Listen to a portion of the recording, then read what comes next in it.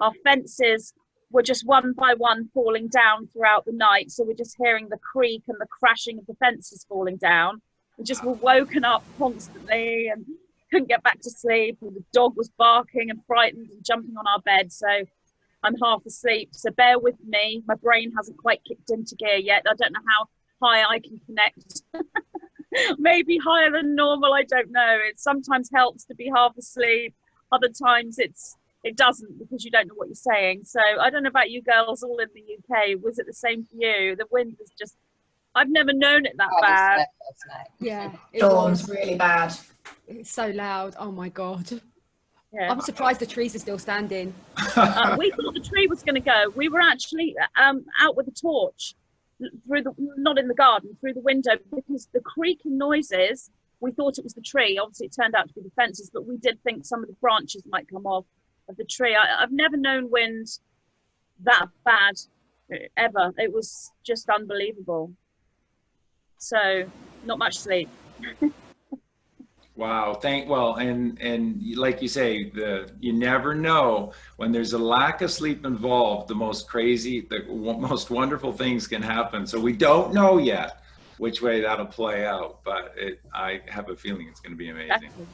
And Alpa Soni, Alpa's incredible best friend in the world, which is Kenzo, her incredible companion in life. Kenzo has been in the hospital for a couple of days, so the vet hospital, and Alpa has been through a lot because Kenzo was really, really sick. So Alpa, thank you for being here. We love you so much. And would you like to give us just a quick update on Kenzo's health? Because I know there's a lot of our friends that know about the situation and they would love to hear. Yeah. Well, first of all, thank you, everyone.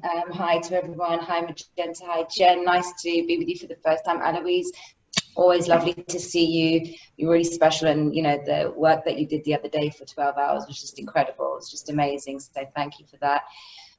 Kenzo, gosh, yes, what a whirlwind over the last few days. On Christmas morning at 4 o'clock, my little fur baby started screaming in his sleep. And I've never seen anything like that. I've had a few pets before. And he was just screaming really, really loudly, like whimpering, and I didn't know how to hold him. I didn't know what to do. And then, yeah, he was just having these shakes, and yeah, he's in hospital right now.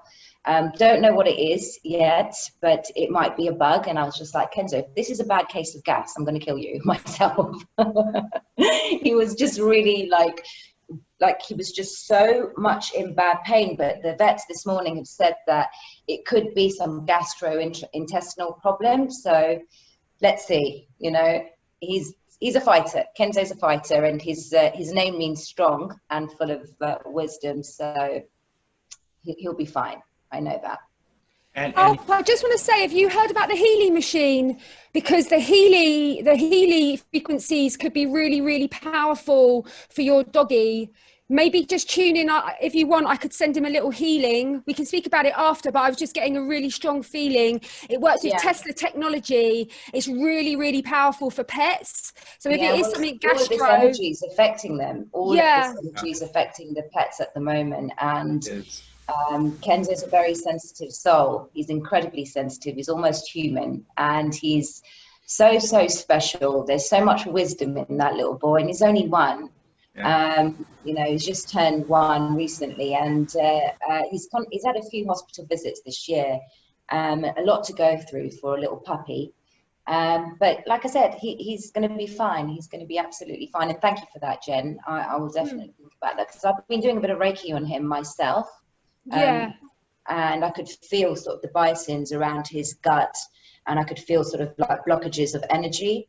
So, you know, did what I can through my own healing modalities, but hopefully he'll be back later on. We can speak about that, and if it feels, you know, in alignment, I can send him some frequencies. So we'll speak about that after, but it's really powerful for pets. Powerful for everyone, but especially pets. Cool. Thank you. Yeah, and I'm getting that he might have some type of attachment as well. So let's. Yeah. Well, there's a lot of stuff. I mean, I'm on quite a few of these shows. He's been on as well. He's really, really cute. And of course, you know, people love him, and he's sensitive to his environment. And, you know, it's interesting to see like how pets are reacting at the moment, and we must sort of pay attention, you know, for all the pet keepers out there. So yeah, it's been emotional, it's been tough, but you know what, he'll be fine. I'm very positive. Alpa, I'll PM you afterwards as well, because I can give you some energy protection exercises for you and for him, so that they, because again, if you're on these shows, like I found I've really had to up my protection since coming on these shows. Absolutely, yeah, we do. And Catherine, I don't know if anyone knows Catherine Edwards, she's an animal specialist. She's been really seeing me through this and giving me advice. You know, I've learned so much about healing pets naturally, you know, from her, and how to speak to them, and, you know, how to communicate with them more effectively and powerfully. And this is what it's about. It's the energies that we're carrying at the moment. And Charlie, just going back to the beginning of what you were saying, you know, 22 being the divine feminine energy. For me, when I started my journey this year, that was the number that I kept seeing, 22, 22, 22. Everywhere I would go, it would be 22. It was like it was knocking on my door saying, you know, the divine feminine energy, the Shakti energy is rising for all of us to speak. I had no idea what this was about. And many who've been following my journey through Charlie's shows, because Charlie was one of the first persons I spoke to on this journey. This is about the rise of the Shakti energy, the feminine energy, and every one of you are just doing such a remarkable job at the moment. So I thank you as well. I learned so much from you all. I really do. And it's so inspiring, so inspiring to see beautiful women out there, and men that are just rising up together in that sense of unity consciousness. Whether you are an authority in this fraternity, whether you've just woken up like me, I see myself as no authority. I'm just someone who woke up this year in March. I've learned a lot, but I've followed my inner compass, my inner guidance, my inner map. And of course, everyone knows that we're here for the children. And that's what's really been the impetus for us to speak and scream loudly in this journey. And, you know, of course I love Trump, and I don't make any kind of, I don't hide it at all. I'm there on Facebook bombing every 5 minutes about how great he is, because we need to understand and go to the root of what's going on right now, see how everything is interconnected, and use what we are given, this guidance, this guiding tool, which just comes from inside. So I'm with you there, Charlie. 22 was knocking on my door very strongly at the start of this year, and now I know why. Yeah, exactly. I think we're all, I think that's the other thing about all four of you, is I think that, again, in the year 22, you've given everybody just such incredible insight as to what the heck is going on and what our roles have been in getting to this moment, and then what our roles need to be right now and moving forward. That's the other aspect about the sacred feminine, that constantly is seeing through this eye, through the third eye, versus then being trapped into the five physical senses tied to the sacrum and our lower energies. So it is a risen vision, and what you're seeing is always, how do we heal? Where do we move from here? How do we ensure that we don't do this again? You know, we have to get past it's their fault, and now it's the work that we need to do. And the other pitfall that exists in some circles, and that's because the cabal have inundated us every single location, and that is that there's a danger of saying that occurrences like the Great Conjunction on the 21st are everything's and heal alls, and they're not. They're energy shifts. We are energy first and foremost. So Alpa was speaking to Kenzo and the animals, and of course Jen knows this, and Aloise knows this, Magenta knows this. We are all perfect forms of energy having an experience coalesced within this physical realm. So this is the issue, because we're only ever taught that what's real is this physical realm, and to deny our true essence, which is that higher form of ourselves, which is purely pure energy. And so with animals, when you look at dogs and cats, they're different, and they're different for a reason, but they're still part of this incredible gifts from God that are designed to heal us and to teach us and to show us the way. So cats are very sort of hands off, and they love us, but they're okay, and they're up here, and they're casting their nets to the right, and they always stretch before they're just showing us the way. And so, you know, from a commonsensical perspective with cats, we observe them, and they teach us so much wisdom about the gracefulness of life. Because remember, the creator created all of this with such elegant design. Just listening to on our show, Aloise had Rania with the astrologer, which stunning, absolutely stunning. Aloise put that 1 hour segment with her on Aloise's channel. And it's an absolute stunning hour. She's amazing. And again, she was just going through all of this, that we are pure energy, and that we're connective energy, and that we are a higher energy. And that's the issue, sort of, you know, the difference between this lower vibrational coalescence, slowly metabolizing physical form versus woo, and that's what we are. And if we deny it, then we're separated. We're separating these two worlds. And so with cats, they're connected very powerfully to that world of the connection. That's why they're always going high, because they're constantly in that higher energetical form. And so with cats, they're kind of standoffish, and we observe them and we learn from observing them. But with dogs, they're in our face.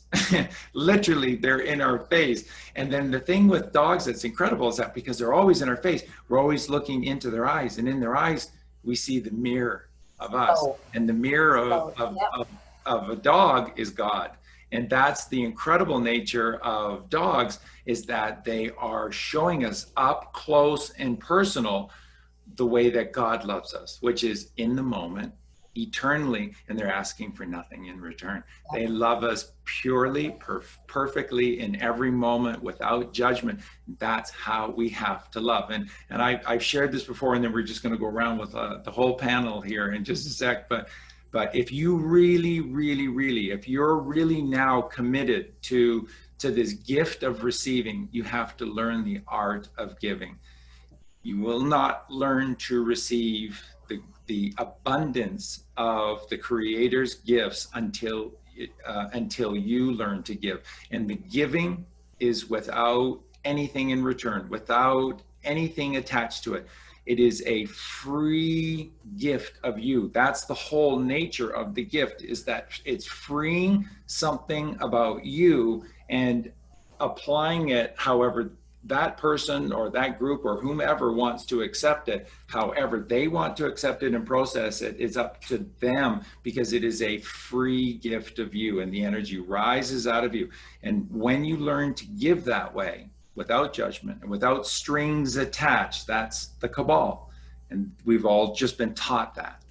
But when we give without strings attached, then you will know receiving. And this is what Colleen and I, from doing the work for the last 7 years in particular, we have walked into this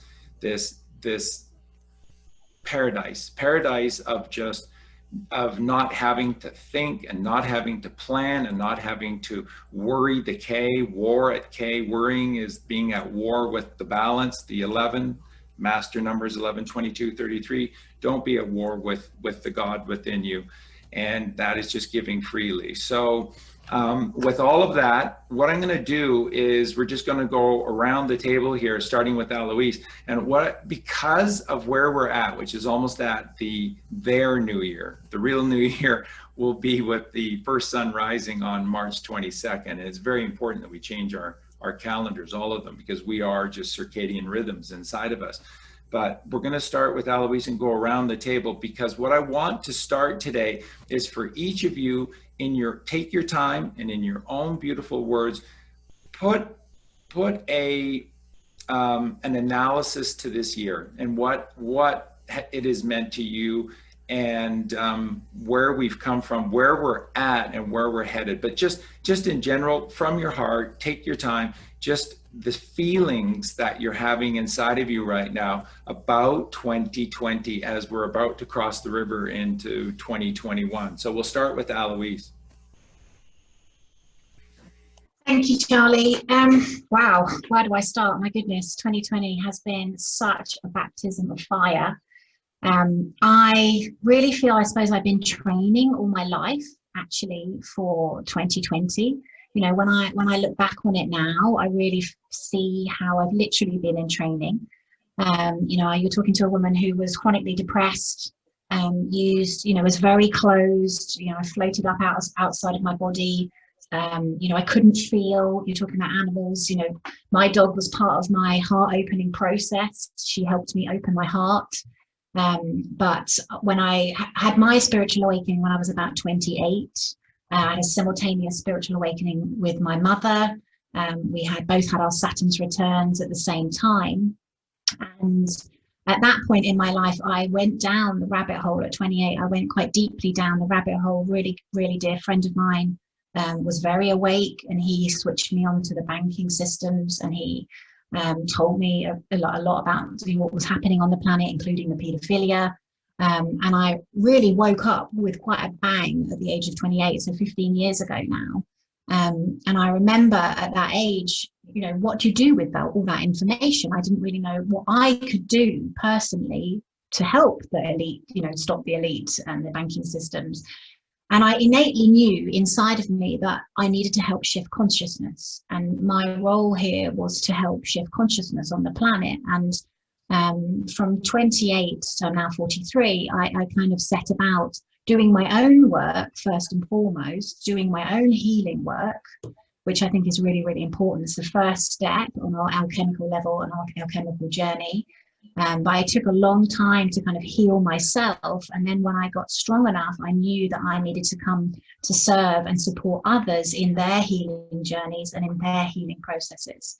And actually at 28, I understood what was happening with the news. I could really see how they programmed us, and I really could see how it was keeping us in a lower state of awareness and keeping us in fear. And so I innately stepped out of watching any media. Like, I literally haven't watched the mainstream media for 15 years. And so coming on to 2020, you know, I've been doing my work, you know, and I run a leadership organization, I run a community, I have my podcast, I do my Akashic Records work. And then when Trump got into office, a very dear friend of mine, Rania, who you know, who is the astrologer, she said to me, have you looked at what he's doing? And I said, no, I don't really follow the news. I've just tuned out of it. I'm just getting on with my life and creating my own reality, I would like to say.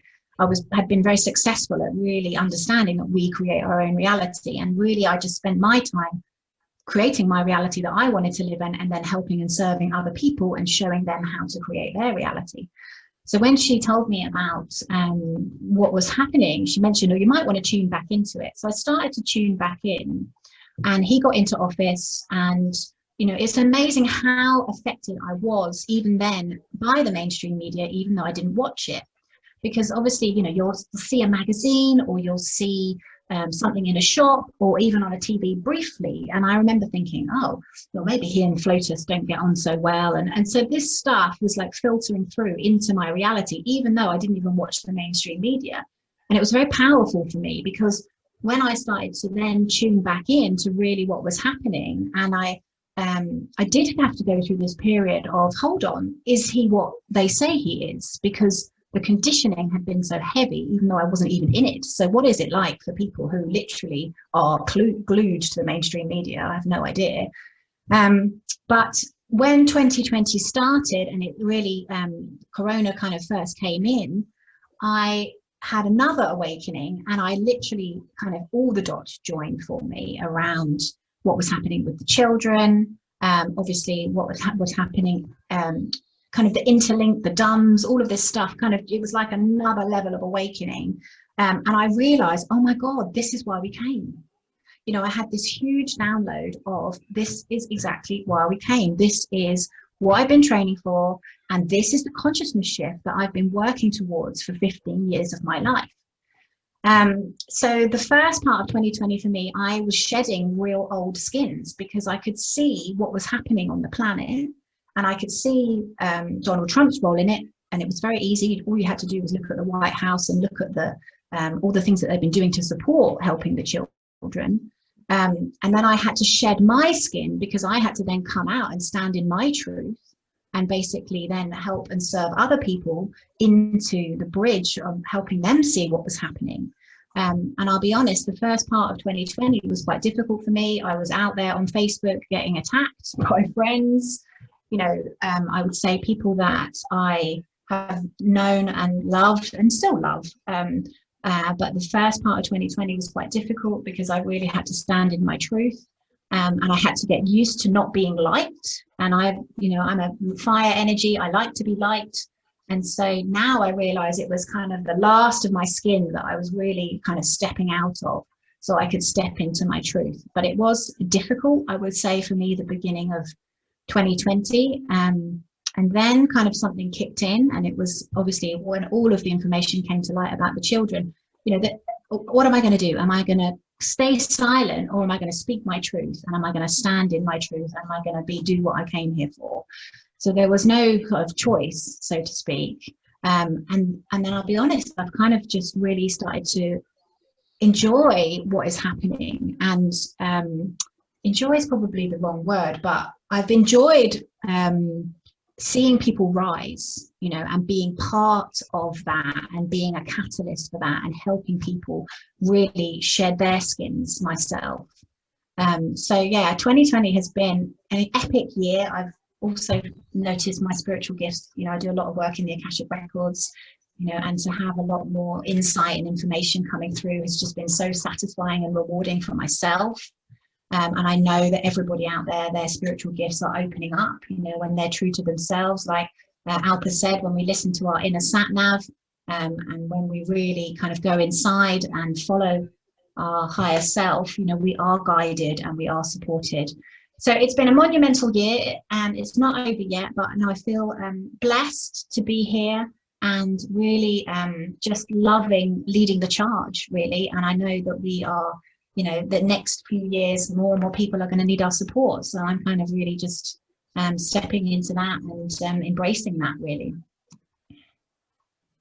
Amazing. That's amazing, Aloise. Thank you. Yeah, and you've done such an amazing job, and that's a beautiful explanation of what's been going on in 2020 and you know, your role in it. And it's so incredible because so much of this year, it's necessary to just sort of take stock of yourself and how you're feeling in the moment, but everything is playing out so fast that there's really no moment to take for yourself. So it's just been a whirlwind journey that we're being dragged along. But it's a beautiful energy, and there's a lot of people that have said 2020, you know, the worst year in human history. I have a feeling with a little perspective added to all of this, I think that we'll look at 2020 as one of the greatest years that we've ever had. So let's go to Jen. Yeah, exactly, and it's all been foreshadowed. It's all been foreshadowed. And the cabal think that they know everything and that they're in control of everything. But you see, there's always, and they have been over us, they have been, but there's always one energy that trumps it all. And that energy is the divine. And they know nothing about that. And that's why they'll always lose. They'll always get it wrong. They'll always spite themselves in the process of attempting to win. They'll never win. They're the left brain. And the left brain, it will fight itself and chew at itself and rip itself to shreds for eternity, because it knows no light. So beautiful, Aloise. Now we're going to go to Jen, then to Magenta, then to Alpa as we go through. So Jen, what an incredible year it's been, and for all of us, but what a journey that what a journey you've had. Colleen says sometimes that for us it feels like it's already about 5 years ago, the beginning, March of 2020 feels like 5 years ago. And for you, it must feel like 20 years ago, because you've lived 20 lifetimes in part of 1 year. Yeah, it's been quite a dramatic year. Because I was running my big Facebook group called The Event Is Happening, and we had like nearly 100,000 people in there, and we sort of, you know, we never mentioned anything about Q or Trump because I was really guided to keep it a sort of like politically free platform. And then once the Great Awakening kind of kicked in March, I got a very, very strong intel that we were to red pill the whole entire group, and to let everyone know really, really who Mr. T is and the role that he is specifically playing in this Great Awakening. So I went really public about my support, and the backlash was unprecedented and phenomenal. And you know, I got a lot of criticism, I got a lot of you know, people really, really disapproving of me, particularly from the alternative UK spiritual community, who were very heavily indoctrinated into this idea of communist social liberalism. And so, as I was, because I grew up as a Labour supporting, I love Jeremy Corbyn. In fact, Jeremy Corbyn was the local MP where I grew up in Islington in London. So I was definitely massively heavily indoctrinated into socialism. I never questioned it, but it was really, really when March hit and all the stuff with the C word started happening, that I started learning, I started going into real depth learning about what it truly meant, this idea, a notion of socialism. And I realized how massively linked it is to communism. And it's in a way like they're sort of like grooming you, the deep state's grooming you through socialism to move towards this communist state. So I attracted a huge amount of criticism and backlash from many people in the alternative community, because I was one of the only people that had a sort of platform. And but it was like what Aloise said, it's like, I didn't come here for anyone's approval. This is between me and God. I've just decided my life, this is between me and God, and I'm totally committed to being the best daughter that I can possibly be. And so that means being really authentic and honest and open, and that isn't going to be understood and accepted by third dimensional conscious people, and I fully accept that. And so I haven't come here for anyone's approval. It's like Aloise also said, like, the reason why I do this is for the children. Once I actually found out about the extent of what was going on with the deep underground military bases, that was a massive game changer for me. And I was just like, I can't not speak about this. I can't be a voice for the atrocities that have been taking place in our society. And I sort of understood that, you know, it's by bringing it out of the shadow that we're going to start healing it. And we all have to understand that there's no separation. Like, we're all one, we're all part of this, and we all need to keep doing the shadow work and the resolution work and the healing work within our own selves to heal these external issues. So it, you know, it was a big year, and I know that I definitely red pilled a lot of people, and I know that a lot of those people write to me constantly now saying, thank you, Jen, so much, you really woke me up to Mr. T and to what is truly going on. And so I have absolutely no regrets. Like, I have no regrets at all about 2020. I also feel that we're in this birthing process. Like, UK, we've just gone into this BS tier 4 absolute nonsense. And you know, and part of me, I've just moved to Brighton, got beautiful shops, beautiful cafes, etc. And I was like, oh yeah, and I had a little moment of like, oh God, everything's going to be closed. But then I thought to myself, you know what? This is the birthing process. We are in the birthing canal right now. And I'm getting goosebumps. But it's like we're having, like, Mother Earth's having a contraction, you know, and it's like all these restrictions, everything's, you know, shut down again, because we're about to have another expansion. So contraction, expansion. And once I realized that, I was like, you know what? I'm not going to resist it, because that's what they want. They want our resistance. I'm not going to resist it. All the shops are shut. That's fine.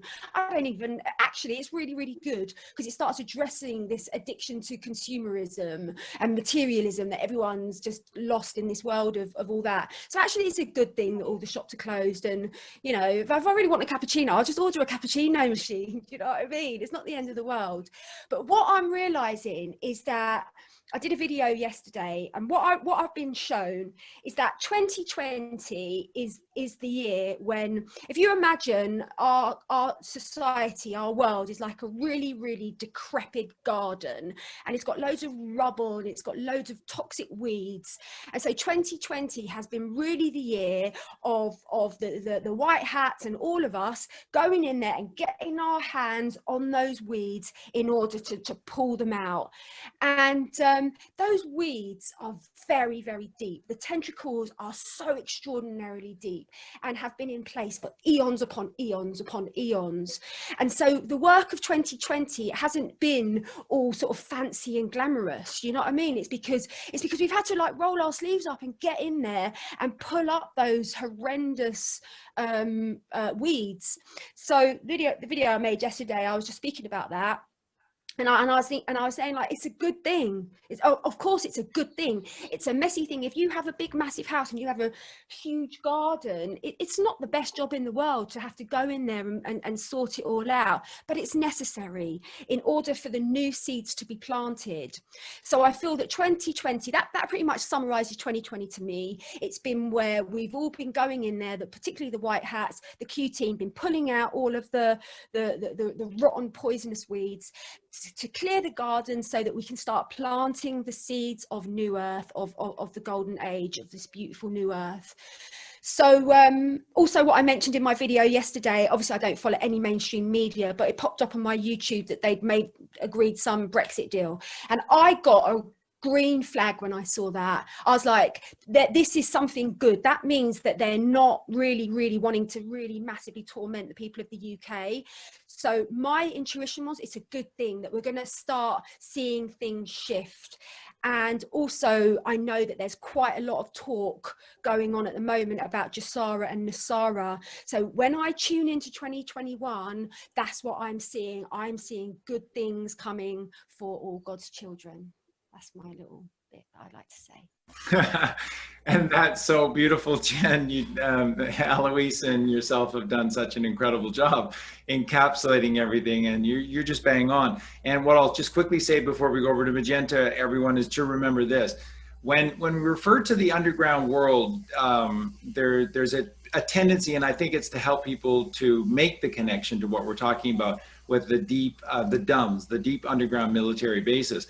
But the thing that needs now to be fully fleshed out is that there is an entire other reality, and it's massive. You have no idea. So we think that there are these pockets of underground military bases. That isn't the case. That isn't the truth. We have given them unlimited money. It's just all fake monopoly money, but it doesn't matter. We respond to it. So we work. They have had 100 years of unlimited funds to be able to burrow underneath the ground. Hello, Wachi. And that's what we've done. So the thing that everyone needs to just wrap their minds around is that where from the plane above, and we look up and we just see this paradise, this Garden of Eden, this heavenly realm that we truly live in. This is heaven upon earth. They've created hell upon earth. I cannot stress this to you enough. When all of this comes out, it will be a blow that will punch us, no matter who we are, myself included. When the fullness of this comes out, it will be a punch to the stomach like you've never, ever felt before, and will be feeling nausea, because there is an entire other reality, and it is monstrous. It is massive. And they use all of our magnetic technologies that Tesla created, and the Aryans, the Tartarians that have been before us, is what the ancients all knew. And they have harnessed those powers underneath the ground. And these are well lit facilities, and they have maglev trains that will take you anywhere within minutes, not days, or massive hours or days. So it is another world, and what they have created is what they know and what they are, and they are hell upon earth. They're the scourge, and we are cleaning this. So when Jen says this is a massive garden, but if we want to reap the benefits, we have to do the work. There's no easy, quick fix to this. No one is coming to save. Even Trump, through God's plan and the Q team, all of this is only going to allow us to have the option again to do the work, and we have to do the work. So with that, let's go over to Magenta, and very excited to hear your take on this extraordinary year.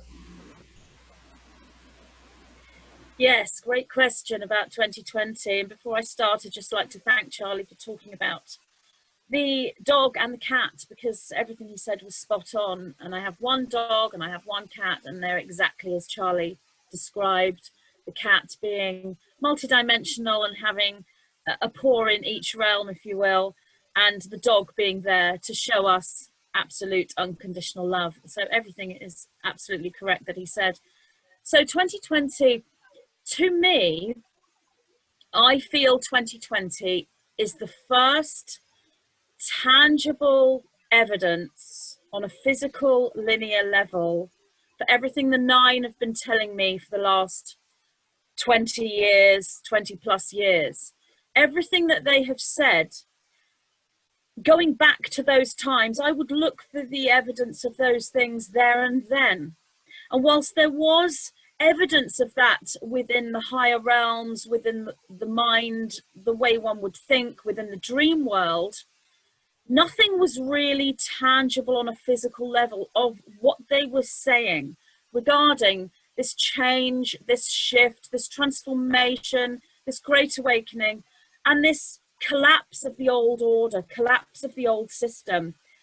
Many who were aware could see this as time was going on, but on a global level, on a physical perspective, it wasn't tangible. And 2020 was when it became tangible, when everything was announced in March. That is everything that those who've been aware knew was coming. We knew that that was the trigger point for this New World Order plan to be put into place. So that is the biggest presentation for me for 2020. But when you look at 2020, you have to look multidimensionally to see exactly what it is, because if you are looking on the physical level, you are going to see destruction, chaos, craziness, and something that's absolutely dire and awful and basically the end of the world. And that's how individuals are seeing this on a non-awakened level. Then when you go to the more fourth dimensional level, that is where you're seeing chaos, but there is also a certain awakening to the levels within the fourth dimension, both the lower levels and the higher levels. People are starting to wake up, even if it's just to, scary things. People are starting to look beyond the physical and think to themselves, well, why is this happening? Is this to do with dark spirits? Is this to do with some kind of, a takeover? Is God punishing us? So people are looking, even if they're looking only in the lower fourth dimensional perspective, they're still looking beyond 3D, and then they start to wake up to the next levels, which is, might this be something to do with the way we as humanity have been with our earth? Is nature paying us back in some way? And then they may go higher into the way that they think and see things deeper. Obviously, when you move into the fifth dimension, you are aware that this is about transformation. It's about a shift. It's about an old energy that has been in place, as Jen said, for eons and eons and eons. That's exactly how it is. And that energy has been the controlling factor for those eons and eons. And as Charlie said, this is a whole other world. It's been set up physically as a whole other world. And that energy is what is changing. That energy is what is transforming, is what is collapsing. But first, it has to be exposed. So 2020 was really the attempt for a control structure to be set in place against humanity that's been planned for many, many, many years. But at the same time, individuals who were aware of that control structure and that control plan coming in to thwart it, coming in to make steps to prevent it. So that was what was going on the whole of 2020. If you like, you could call 2020 the presentation of World War III, which would be a very limited way of looking at it, but a huge chess game, if you will. And as Charlie said, there are no saviors, and Trump certainly isn't a savior. He's just a cog in the wheel. Yes, he's got a very important role to play, and he's in a very pivotal position, but he's a cog in the wheel. And Q and the Q team are another cog in the wheel, and we are all cogs in the wheel.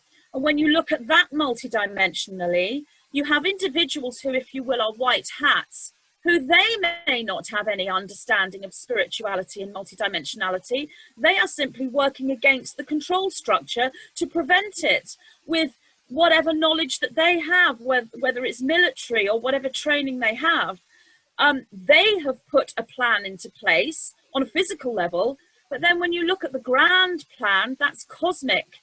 And that occurs right from the very beginning of the whole experiment that Earth is. This whole 2020, it didn't just start in 2020, everything started right at the very beginning. And we've all been working towards this time through multiple lifetimes. And so when you look at the individuals who are stepping into place and playing incredibly important roles, that's very much ordained, if you will, or destined. So there is this multidimensionality that on the lower perspective looks like chaos and like the world is coming to an end, and it's very, very frightening and very awful. And then when you look through the multidimensional viewpoint into everything, you see this perfectly orchestrated reality where everything is designed and everything is in place and everything is moving into a sort of a perfect symphony. And 2020 is the year when that became tangible.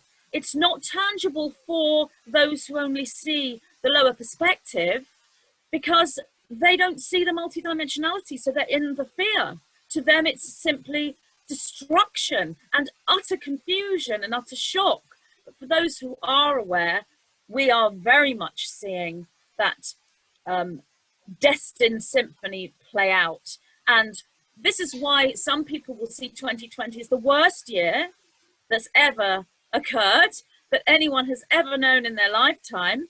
But at the same time, you have aware individuals who will say, well, this is the best year because of that. And the Nine said quite a few months ago, pretty much at the beginning of all this, you enter your most challenging time, yet also your most connected time.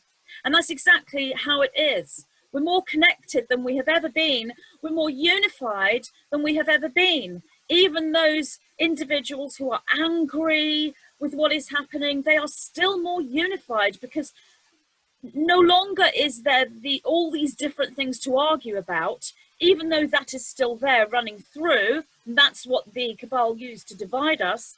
There's now this unification, this one thread, which is we stand against a common enemy. We have a common goal, and that's running through all of these dimensions. So we are our most connected, and everything to do with connection has been hijacked. Here we are, we're not allowed to see each other, we're not allowed in one another's houses, we're not allowed in one another's gardens, or whatever the rules are, wherever we are. And yet we are more connected via the internet, via technology, via our spiritual connection, our awareness of one another. So that to me is 2020, and it's so deep and so complex, and there's so much with 2020 that you could really sort of do an entire show just on that. I'd also like to just mention, you were saying, Jen, about the children and the underground facilities, and how when you first learnt of this, how terrible and how devastating it was for you, and what a shock it was. When I first saw this, it was through remote viewing, the Nine was showing me. I didn't realize it was underground. I just saw what was happening within a facility, a sort of a hospital type environment, but like a cross between a warehouse and a hospital.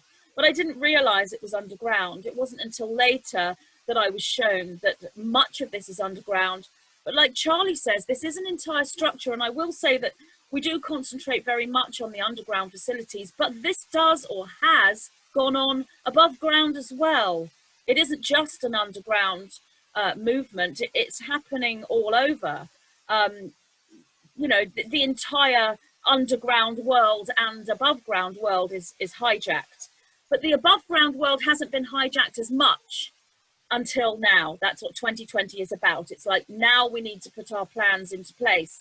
But I will say that it hasn't gone exactly the way the cabal intended. There have been things that have occurred that they didn't intend, and that's because of these white hat moves, and it's because of Brexit, and it's because of Trump. Those were definitely not in the New World Order plan.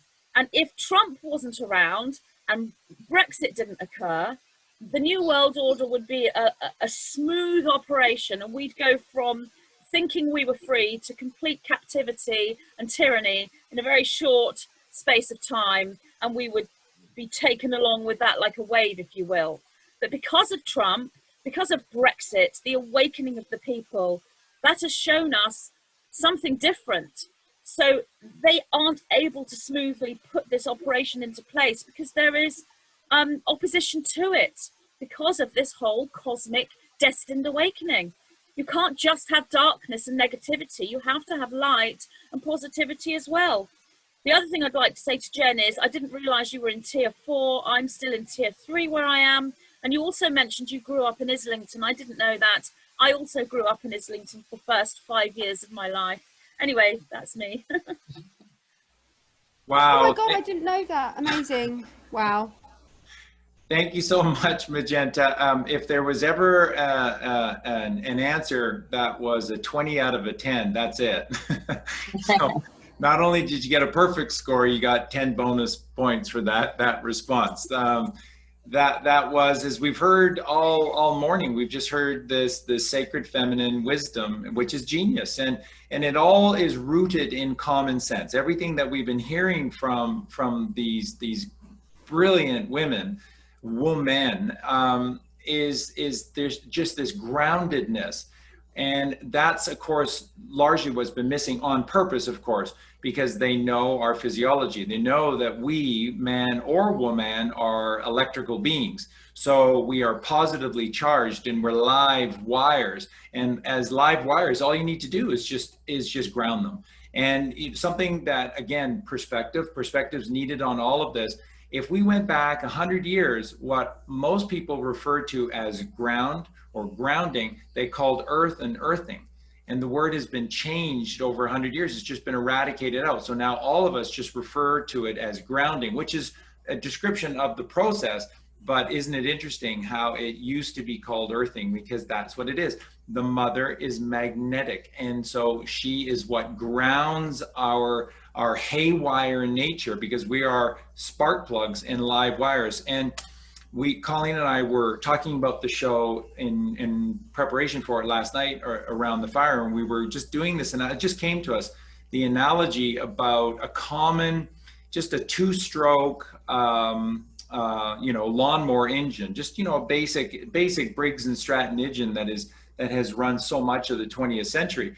And you look at all of this, and there's just this one story, and there's just this one truth, and they know this truth, and they're the left brain, so they don't create it, they just pervert it, but they use it because there's just this one creation and this one truth. So if you look at a Briggs and Stratton simple 2-stroke engine, the piston is the phallic symbol, and the piston chamber is the vaginal wall, and the spark plug is God, and there's the spark of life. And I'm not sure if everybody knows this, but every single time, whether it's done naturally or if it's done in a scientific lab, every time that a feminine egg is fertilized by a sperm, every time there is a flash of light, there is a spark, there's a flash of light. That's creation, and it always occurs, and it frightened the heck out of them as well. And so think about how the piston moves. You have the intake manifold that opens up, and then this breath of life, in this case gasoline, rushes in. There is this spark from God, and then the whole process works. And this is the yin and the yang, the masculine and the feminine. This is the negative and the positive. This is the electrical and the magnetic, and this is all showing you how the motor of this world works in conjunction, the great conjunction with each other. It works in this great conjunction between men and women, between this duality. So the entire purpose for being here is to balance the duality back to the singularity. That's where we were. That's what a pyramid is. That's why they use pyramids, by the way, as well, because they are always showing us, they're symbols. So it shows us in plain sight where we were, where we are, how we're being used, and what our journey is. Again, we are the ones that are up here, not these demons. We are the ones at the top of the pyramid, and that's the single eye. That's why you see pyramids with a single eye, because that is a representation of the activated pineal gland that is within you, which is a portal, a doorway between two worlds, just as the sun and the sky.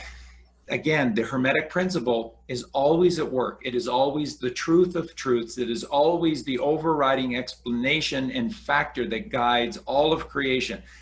As above, so below. As within, so without. As with the universe, so with the soul. We're all tied together. There is a macrocosm, there is a microcosm, and you learn about the macrocosm through the microcosm, and you learn about the microcosm through the macrocosm. So if your eye be single, thine whole body fills with light. That's truth rushing into you. But your eye has to be open, and that is the symbology of all these ancient cultures of the mind or the head or the skull being lifted open, because when your skull opens up, then this wisdom from above seeps in, instead of there's that great scene in Godfather 3 where Michael Corleone goes to the Vatican, and for once, for a brief period, there is an angel who's been elected to be Pope, and then he's very quickly taken out. But he describes Christianity in Europe. He said, you know, Europe is essentially a flowing river filled with millions and millions of stones in the river. And he said, so they have the water and the truth and the love and the light of God washing over them. But if you crack the rock open and look inside, it's completely dry. Christianity or God's light has not permeated the duro matter of what they have taught us to be. They have taught us to harden our hearts, harden ourselves, tighten our belts. You already notice all of these analogies that they create for us, and the reality that they present to us. It's always, we have less to work with, less time, less money. It's always, we have to pull another notch on the belt, which is restriction instead of abundance. And abundance is this. So with all of that, thank you, Magenta. That, again, all of you. So it's just brilliant. And Alpa, let's hear your incredible take, because once again, with Kenzo and all of this, you have spent multiple lifetimes emerging in the year 2020. I mean, this is not just one life for you. This is an endless flow of lifetimes and energies that have all transformed for you in 2020. Absolutely, absolutely. And everyone, thank you, Aloise, Magenta, Jen. I mean, just remarkable stories that you've shared with us. And Gnosis, I really appreciate it, because I learned so much from everyone. And that for me has been the fundamental point I'd like to raise here, is that we are learning constantly. We're evolving in our soul's journey. And from when I got Kenzo last year, it's very significant, my journey with Kenzo. And by the way, I just left earlier on because I got a call from the hospital to pick him up. So he's much better. So thank you everyone for your lovely wishes. But when I got Kenzo towards the end of last year, it was the 19th of December, and I'd been going through a journey of isolation, going inwards and isolating from the people that I was close to, and just going inwards, and it didn't resonate with like mainstream media. I haven't been watching mainstream media for 10 years. I wasn't consuming myself with sort of the media fraternity. I was literally like one of those people at the dinner party that never knew what was going on anywhere, you know? So I was like inhibited. I just was working on self, but I wasn't actually aware that I was doing that consciously. But there was a lot of epiphanies and a lot of energetic understandings that I started like developing. So around December last year, when I got Kenzo, it was just this change of energy in my life. And when I got him, I'd started seeing the number 22. So my journey started a lot with numerology. It was the universe through sacred geometry that was speaking to me. So the number 1111, 22, 777, 144 has been huge. And in the lead up to 2020, these numbers were screaming up at me. And I say this a lot in my previous shows, but I was just going with it, riding with it. And when I got Kenzo, I was looking at the link where I found him, and it was exactly at 2222 with 222 likes. Okay, and I just paid attention, and I wasn't really kind of looking too much into it. So when I got him, I asked the breeder what date was he born, and they said he was born on the 22nd. So there was some sort of pattern happening there for me. And on the 22nd of December last year, I was at this Christmas party, and a very good friend of mine was speaking about like Reiki and spiritual sort of healing and all of that. And going on this inward journey myself, I was very curious. She was talking a lot about the sort of how darkness can affect us in our lives, how we need to protect ourselves. What you were saying earlier on, Jen, about, you know, helping Kenzo, like protecting him spiritually. Aloise, you were saying the same. So we were talking about this, and she introduced me to her healer. So off I go to see her healer on the 7th of February, and it was really interesting. On my journey that I was going to see her, I was overtaken by three cars with 777, 777. And it was really, really crazy. Like, I'm very new to all of this, really, really new. Like when I woke up in March this year, it was just a big whoa, but it was almost like life had prepared me for this. And I was ready, I was resilient. It was almost like I was born ready. So the healer was speaking to me, and when I sat down, and she said, so Charlie, what you were saying, being, I've done many lifetimes of this. The first thing she said to me, she goes, you're here to clear 22 lifetimes. And you're here on 1111 journey. You can't make this up. I didn't say anything to her. I said nothing of the sort. So I was just like curious. And she said that, you know, you're going on a massive journey here worldwide, and it's very, very, very important you pay attention. So I was like, well, it's not really one of my main skills, you know, paying attention. I'm always in this dreamlike state. And from there, everything fell into place. She says, it's almost like you're rising from the phoenix, you know, rising from the ashes. Now, everything everyone that I've met thereafter on this journey, it's just like I've known them for many lifetimes. Like I've known people, I recognize people on this journey. And then finding everything out, obviously in March, when I discovered all the stuff about the children. In fact, my journey, I'll take it back a bit. My journey started when my father's sister passed away from the COVID narrative. She was the first 6 in the UK that got announced as the first 6 deaths. She was very young. She was stuck on a ventilator.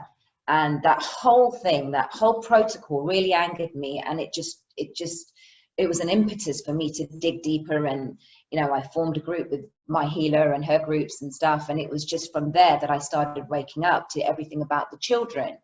And that for me was this, like, I don't see myself, I'm not big on social media. I never was. I didn't have any like groups, or I didn't have my own page. I don't really like public speaking. I didn't have my own YouTube channel. So for me, when I came out screaming about the children, it was almost this Shakti energy that woke up so loudly that I've learned who I am in this journey, you know, how I'm progressing, how I'm developing, and all the kind of synchronicities that I'm experiencing through people like yourselves. And I'm ever so grateful. And I say this not from a false sense of flattery. I say it from appreciation. We're always evolving. We're always learning from people. And to appreciate people, to lift people, to empower people is what we need to start doing. Because the constructs of the cabal, that those paradigms have been so low vibrational that, you know, the media has trained people to criticize, to condemn, to sort of, you know, annihilate, to vilify people. And it's so wrong. And this kind of energy that's permeated in society over eons and eons and eons, it was very telling for me that when I started screaming about the kids, that I don't care what people think here. I really don't. And coming from an Asian background where they're very conscious of what will people think, and it's not a stereotype. It's true. You know, in this journey, I have had the most backlash, and I say this very respectfully, from my own people. Yeah, they're just like, what is Alpa doing? Like, she got mad within my own friendship circles, like the sort of chitter chatters there, and it's like the girl's crazy because why?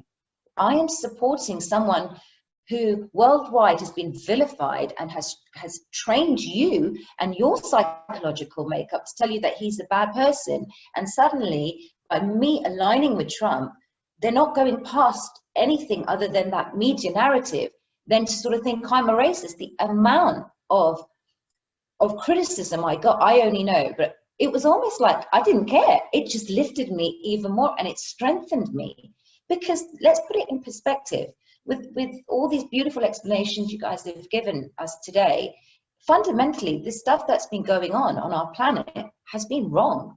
There's the cause and effect, and there's the reason why, and when we look into everything so much deeper, we start getting an inner resolve and inner standing of everything. But at grassroots level, when you're trying to explain it to someone who's not spiritually evolved, it's difficult, and I get it. I can see where people are stuck.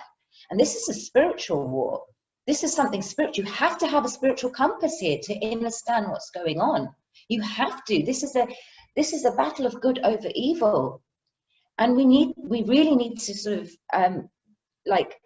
understand that. And I thought 9 months in, with me shouting about this, people would understand. And the sad reality is that, yes, while there has been a movement of people waking up, and I get some amazing messages from people from all around the world, I haven't done this for the applause. I'm doing this for the cause. I'm here in my sort of authenticity, with intention, with good intention, and the perception. How are we perceiving everything?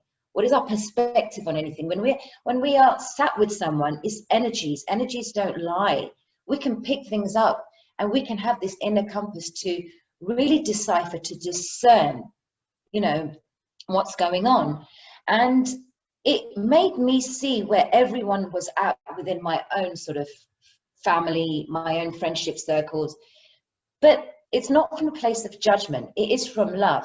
But it's almost like I'm going to pause that for right now, and your effect that you have on me and your opinions, because right now we're fighting for the greater good.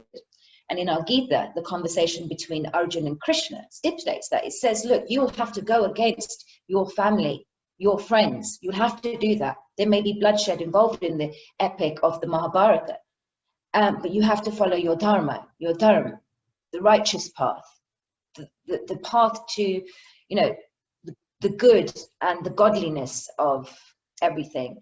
So I don't claim to be a powerhouse of knowledge in anything, but I know that this inner compass is what navigates me. It navigates me to the right people, to the right things. And if something doesn't feel right, I will just be like, okay, I'm not sure about this. But for me on Facebook, you know, bombing Facebook like a Facebook assassin, I'm doing it because so many people are saying, Alpa, the videos that you're sharing have really helped to put perspective on things. So while I can't sort of talk so much about the depths of the spiritual stuff, and I'm not necessarily the most politically astute, whatever information that I have, whatever I'm sharing, I'm doing it with intention of helping humanity, planting those seeds with good intention, not for some kind of false sense of celebrity being, you know, out there. It's, you know, I'll say this for the first time, and Charlie knows this. I got sacked from my job for this, more or less, a few weeks ago. It's the first time I'm saying this. And for the first time, I wasn't worried, because I know that the universe is supporting me. It's designed that way. The synchronicities that are happening at the moment for me personally are all divinely, it's all divinely connected. And I experienced something on one of my shows with Mark Atwood, and I said this to you, Aloise, last time we spoke, where I had a blue light that came on the show. And all these little sort of things, whether it was an orb or it was the light of Ashtar, or I have had so many people give me their thoughts on that, and it was beautiful. But everywhere, like divinity is everywhere, should you have the eyes to see it, you know. And this boils down to perception, perspective. So I'm very grateful to all of you. I'm very grateful to everyone watching right now. And I've enjoyed this journey. There's been the trials and tribulations. I've learned so much about myself. I've gained more confidence. I've sometimes trembled with a little bit of fear. So it's made me go inward a bit more and see, what do I need to heal within myself? If things trigger me, I bring it back to myself, like what needs healing within. When I find myself into a bit of a judgmental state to people who are like giving me a hard time about the Trump situation, I enjoy all of that. It's a bit of tongue in cheek and it's fun. And that's what we need to remember. We have to have fun with this. Humor is the spice of life. You know, I love being around people who are funny and laughing all the time, and even through the darkest of their moments. And I have so many people that share things with me that are dark, but in a funny way, you know, because we're balancing the dark and the light within us as well. And we're sort of synthesizing and synchronizing the two opposites, the two polarities, and we're coming here into union with self. And that, for me, when you explain a lot of this stuff, I may not be able to articulate it as well, or I understand it so much, but it's true. We're coming home to self, you know, we're balancing the two polarities of the masculine, the feminine energy. We've been so emasculated for so long, even women, you know, we've emasculated ourselves, the pressure on women. That have we been living in our divine femininity? Have we? And see a lot of this through celebrity that promote such vulgarity. Yeah, and vulgarity through the media, through the entertainment fraternity, and you know, do I want my children, my niece and nephew, to be growing up, you know, idolizing these type of celebrities that are gyrating on the stage and having all these kind of devil type things that they are singing about and stuff? No, we have to. Sorry, I lost my train of thought there, but yeah, that's been 2020 for me. A lot of learning, a lot of gnosis, a lot of finding out about who I am, and yeah, just enjoying the journey. I know we've got a long way to go. There's a lot of things that we need to sort of face the reality about the children, and we'll all have to stand in unity consciousness and help raise the consciousness of humanity to 4D, 5D, you know, to all the levels. So yeah, that's my take on 2020. Just beautiful, Alpa. I mean, and I knew it would be. And all four responses are stunning. Thank you to all of you. It's just, there's such wisdom here, and there's such a higher perspective. And that's how you know that everyone here is absolutely doing the work and completely authentic, because what you're hearing are perspectives that are upon high. And you have to do the work to get high, because we're electrical beings, which are, as Tesla said, downward causations. Everything is forcing us down. But as Magenta said, there's this inevitability. And the inevitability is that we will win because there is a creator who created all of this with a divine purpose, divine, which is the nine, divinity, the nine, to rise up. And the nine is this not so perfect that Magenta who knows so much, who sees so much, is connecting to the nine, which is the ultimate crown of all, within all of us, and therefore the microcosm and the macrocosm. So within us and with the universe as well, it's always the nine, because that is God consciousness, that is the divinity of creation. So a couple of points here, and then we're going to just segue right into this second section of the show today. First, tying in what Magenta was saying about inevitability is righteous anger. So they will always lose, because what they're doing is specious, disgusting, vile, vulgar was the word that Alpa just used so brilliantly.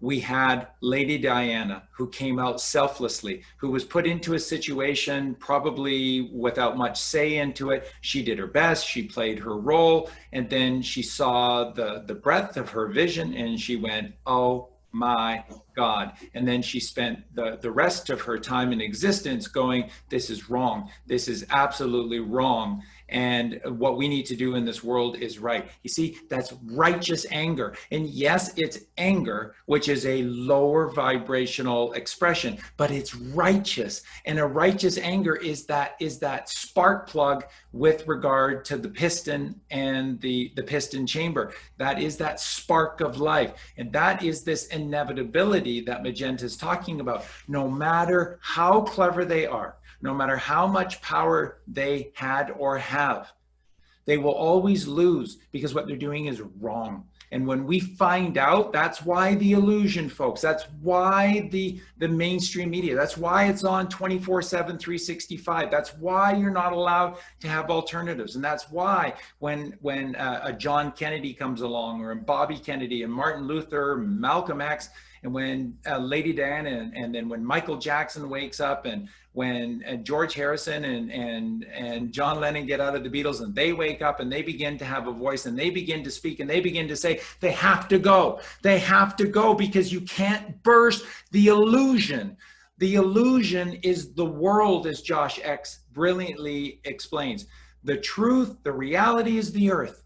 And she's perfect, and she's always been perfect. And when the veneer is rolled back, what we're going to see is nothing has changed. She's still there. She's still beautiful. She's still perfect. It's just been this gray rain curtain that has been dumped upon us, and it obscures our vision so that we are in darkness, not the light. Look at all of these movies about vampires in Hollywood, and just look at the clues that they are dropping to you about who they are, what they fear, what is the, the death blow to them, and where do they revel? They're in the darkness. They drink blood. They need more blood because they're leaking and seeping out their essence, because they have no life force within them, that they're deaf. They can't see themselves in the mirror. Look at all of these analogies, because they're dead. And they have no connection to God. What does the Bible say? God is the God of the living, not of the dead. They're godless. These people are godless. And when we wake up to the truth, then we have righteous anger, which is that spark plug to the piston. And then what does the piston do? It rises. And where does it rise? Within the sacred feminine. You can't make this stuff up. God is showing you at every single level, creation and how it works. We have to rise, but we have to rise through the feminine. There's no other year that this could have happened. They did this for their reasons, but there's a higher reason. And there's a higher power that's at work here. And it is in the year 2020, because it's 22. And man and woman cannot rise without the Kundalini rising, without the Kundalini awakening, without the Kundalini experience. You can't. The inevitability that Magenta talks about is that she will rise. If you build it, she will come. And because she is the mother, she doesn't come empty-handed. The mother doesn't go anywhere empty-handed. You invite her to a party and she brings cookies. If you invite her, she has a present. She's always bringing. And when she rises within us, guess what she brings? She brings the baby swaddled in clothing, and she's nurturing and caring, compassion. So she brings us. We're the child. That's the father. This is the mother coiled down in the sacrum, and she needs to uncoil and rise 3.5 times within us, but she never comes empty-handed. She takes the child with her. And so the beauty of all of this is that as we rise, the mother rises. As the mother rises, we rise. 2020 is this divine awakening through the feminine. And this is why you are leading the way. This is why you are these angels. This is why the 9 have bestowed their wisdom and consciousness upon Magenta, because it is the Kundalini, it is the sacred feminine that has to rise, and she will carry us up. And then we have work to do. And that's what this is all about, is this work that we have to do. So, and Alpa was just talking about, you get switched on when you recognize that instead of everything being terrible and rotten, horrible, that there's hope, and that there's beauty, and that there's brilliance, and that you become grateful for what's going on. And that's called gratitude. And when you take on the perspective of gratitude for being here, your whole world changes like this in an instant. And it's called righting the ship. It is righteous, and it is taking what is specious and making it righteous. So you're righting the ship by gratitude, because gratitude is saying that I am thankful for the gifts that I've received, and I wish to share the bounty of the gifts that I've received. And it's through this word, gratitude. And what is gratitude associated with? The mother, the caring and the compassionate mother. So as we transition into this second part of the show today, what I want each of you to speak to in your own unique, brilliant ways, because it's all connected. You're all so brilliant. You're all connected to one another, but you all have a unique perspective on this, and we all need to hear this. So we'll start with Aloise again, and this is your explanation of the Kundalini, what it is, and the rising that has taken place in 2020 and where it is leading us, because this is about the Kundalini rising. So Aloise, let's go back over to you. Okay, thank you. So I just want to acknowledge Alpa, actually, because she said something so massive, which is, you know, this woman has pretty much lost her job through speaking her truth. But she has said that she's never felt so supported and so guided, and she doesn't have any fear. So I just really want to point that out and acknowledge Alpa and say, amazing, my darling. And you are right not to have that fear, because you are on the correct path. You are doing what you came here to do. And when we do that, we should never have fear, because we are supported, we are guided, the synchronicities. And so coming on to what Charlie was saying about the Kundalini rising, you know, that has been for me this year. I'm leaning into that energy.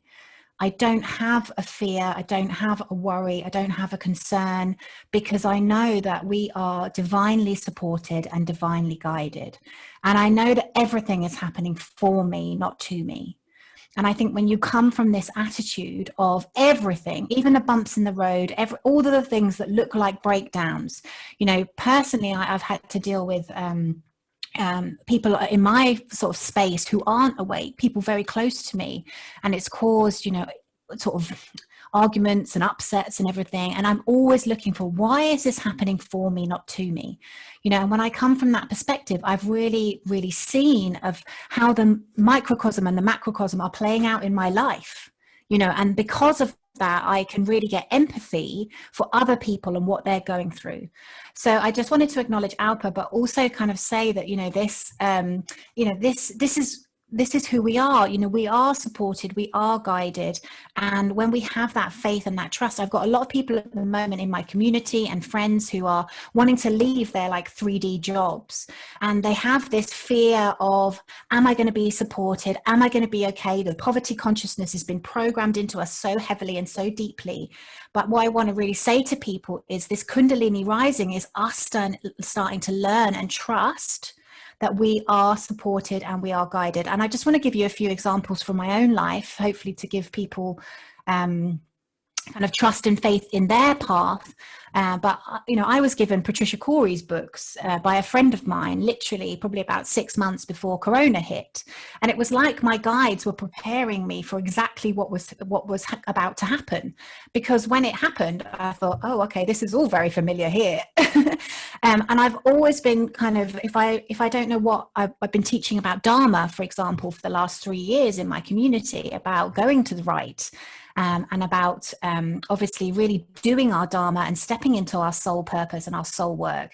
And actually, I now understand at a deeper level why I've been teaching that. It's if you tune out of the distractions and tune in, like Alpa was also saying that she hasn't listened to the mainstream media for a very long time, and that's enabled her to strengthen her own connection. You know, the same in myself, and I'm sure with Magenta and with Jen, they've got such a strong connection with who they are. and why they came, that actually enables you then not to get distracted and go into fear, and just have trust and faith that actually, if you listen to yourself, if you go inwards, you listen to that inner sat nav, you are always supported, you are always guided. And Magenta said something wonderful, which is we're all cogs of the wheel. And I would just like to build upon that, really, because I do believe that all of us have a part to play in what is happening on the planet right now. You know, that involves us doing our inner work, our inner child work, our shadow work. It also involves us really tuning into our soul purpose. And we all have a piece of the puzzle to create the world, the new earth that we want to live in. You know, so it's not about Donald Trump, it's not about the white hats, you know, it's all about all of us. As Magenta said, we're all layered on top of one another, and we've all got to stand in our truth. And I think 2021, this Kundalini rising, we'll see more and more people standing in their truth as this energy rises. And so, you know, I kind of work with the Akashic Records. I can see how every single person has a blueprint. They literally have a blueprint of energy that is divinely theirs. And actually, when we're aligned to who we are, and when we really, there's a positive and negative polarities, but when we're in the positive polarity of our energy type, we are so supported and so guided. And I've seen this time and time again, where people manifest the abundance they need. They manifest the financial support that they need. And, you know, at Alpa, I'm excited to see what will unfold for you, because you've had the courage and the trust and the faith to lean into what it is you want to do. It will unveil itself to you. 100%. I definitely really believe that. You know, I just was not phased at all. And it was, when I say job, it was one of my biggest sort of forms of income. So the kind of like it was mentioned that, you know, you're focused too much on the election. And I was like, so this is the underlying issue, you know, that you sort of want to part ways. But it's it's fine. I have that. Even with Kenzo, it's that inner kind of certainty, that knowing he's fine. These are just sort of tests in our path, that thorns in our path sometimes. And remember, it's the cabal that's just sort of weaving its way out now, and we get interfered with. So I get this. So strength, that certainty, and trust in the divine, that this is all working out in the highest form of syncretism. You know, this is amazing. Yeah. Beautiful, beautiful, Aloise and Alpa. Thank you, Aloise. Such incredible wisdom. The comments are just overflowing, Alpa, with gratitude, and for Aloise, just such gratitude for your wisdom. And, you know, let me just speak to this quickly. Not just Alpa, but within our family here of the beautiful energies that we've met. There's been a whole series of people that have gone through similar experiences as Alpa as well. And so what Colleen and I did is we reached out to all of them, and we just said that, you know, we're the number 7 in this moment, and we're working to divinely inspire you to see this as a message from God and say, yeah, I'm out of here. I'm done with these ridiculous jobs. That's right. And I'm 100% into what I need to do, and I'm going to trust that I will be provided for. And that's it. So, you know, 100%. Yeah. So reaching out to Alpa and Galactic Greg and Marie and Dan Russell and Madonna English and others, we've just simply said, just walk away from that world. Do this full time, 100% of the time, and watch how everyone rushes forward with love and support, because they guarantee they absolutely will. Because what the world needs now is truth. And a lot of people say, well, what the world needs now is love, sweet love.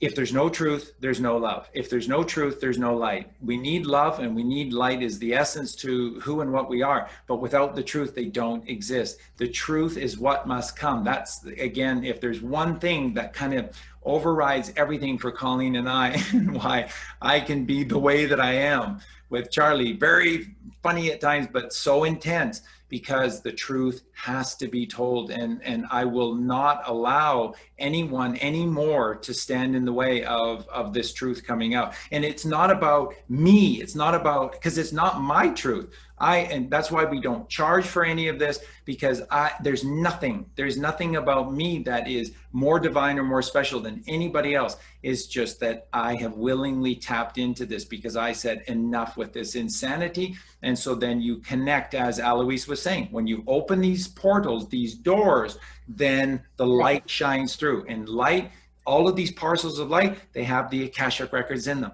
Everything is there in every single moment. All you have to do is tap into it.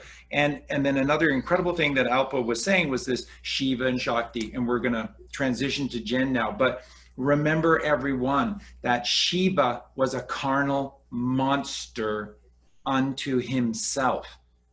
And there are still cults today that are purely of Shiva, the masculine, and they are some of the sickest cults that exist in the world today.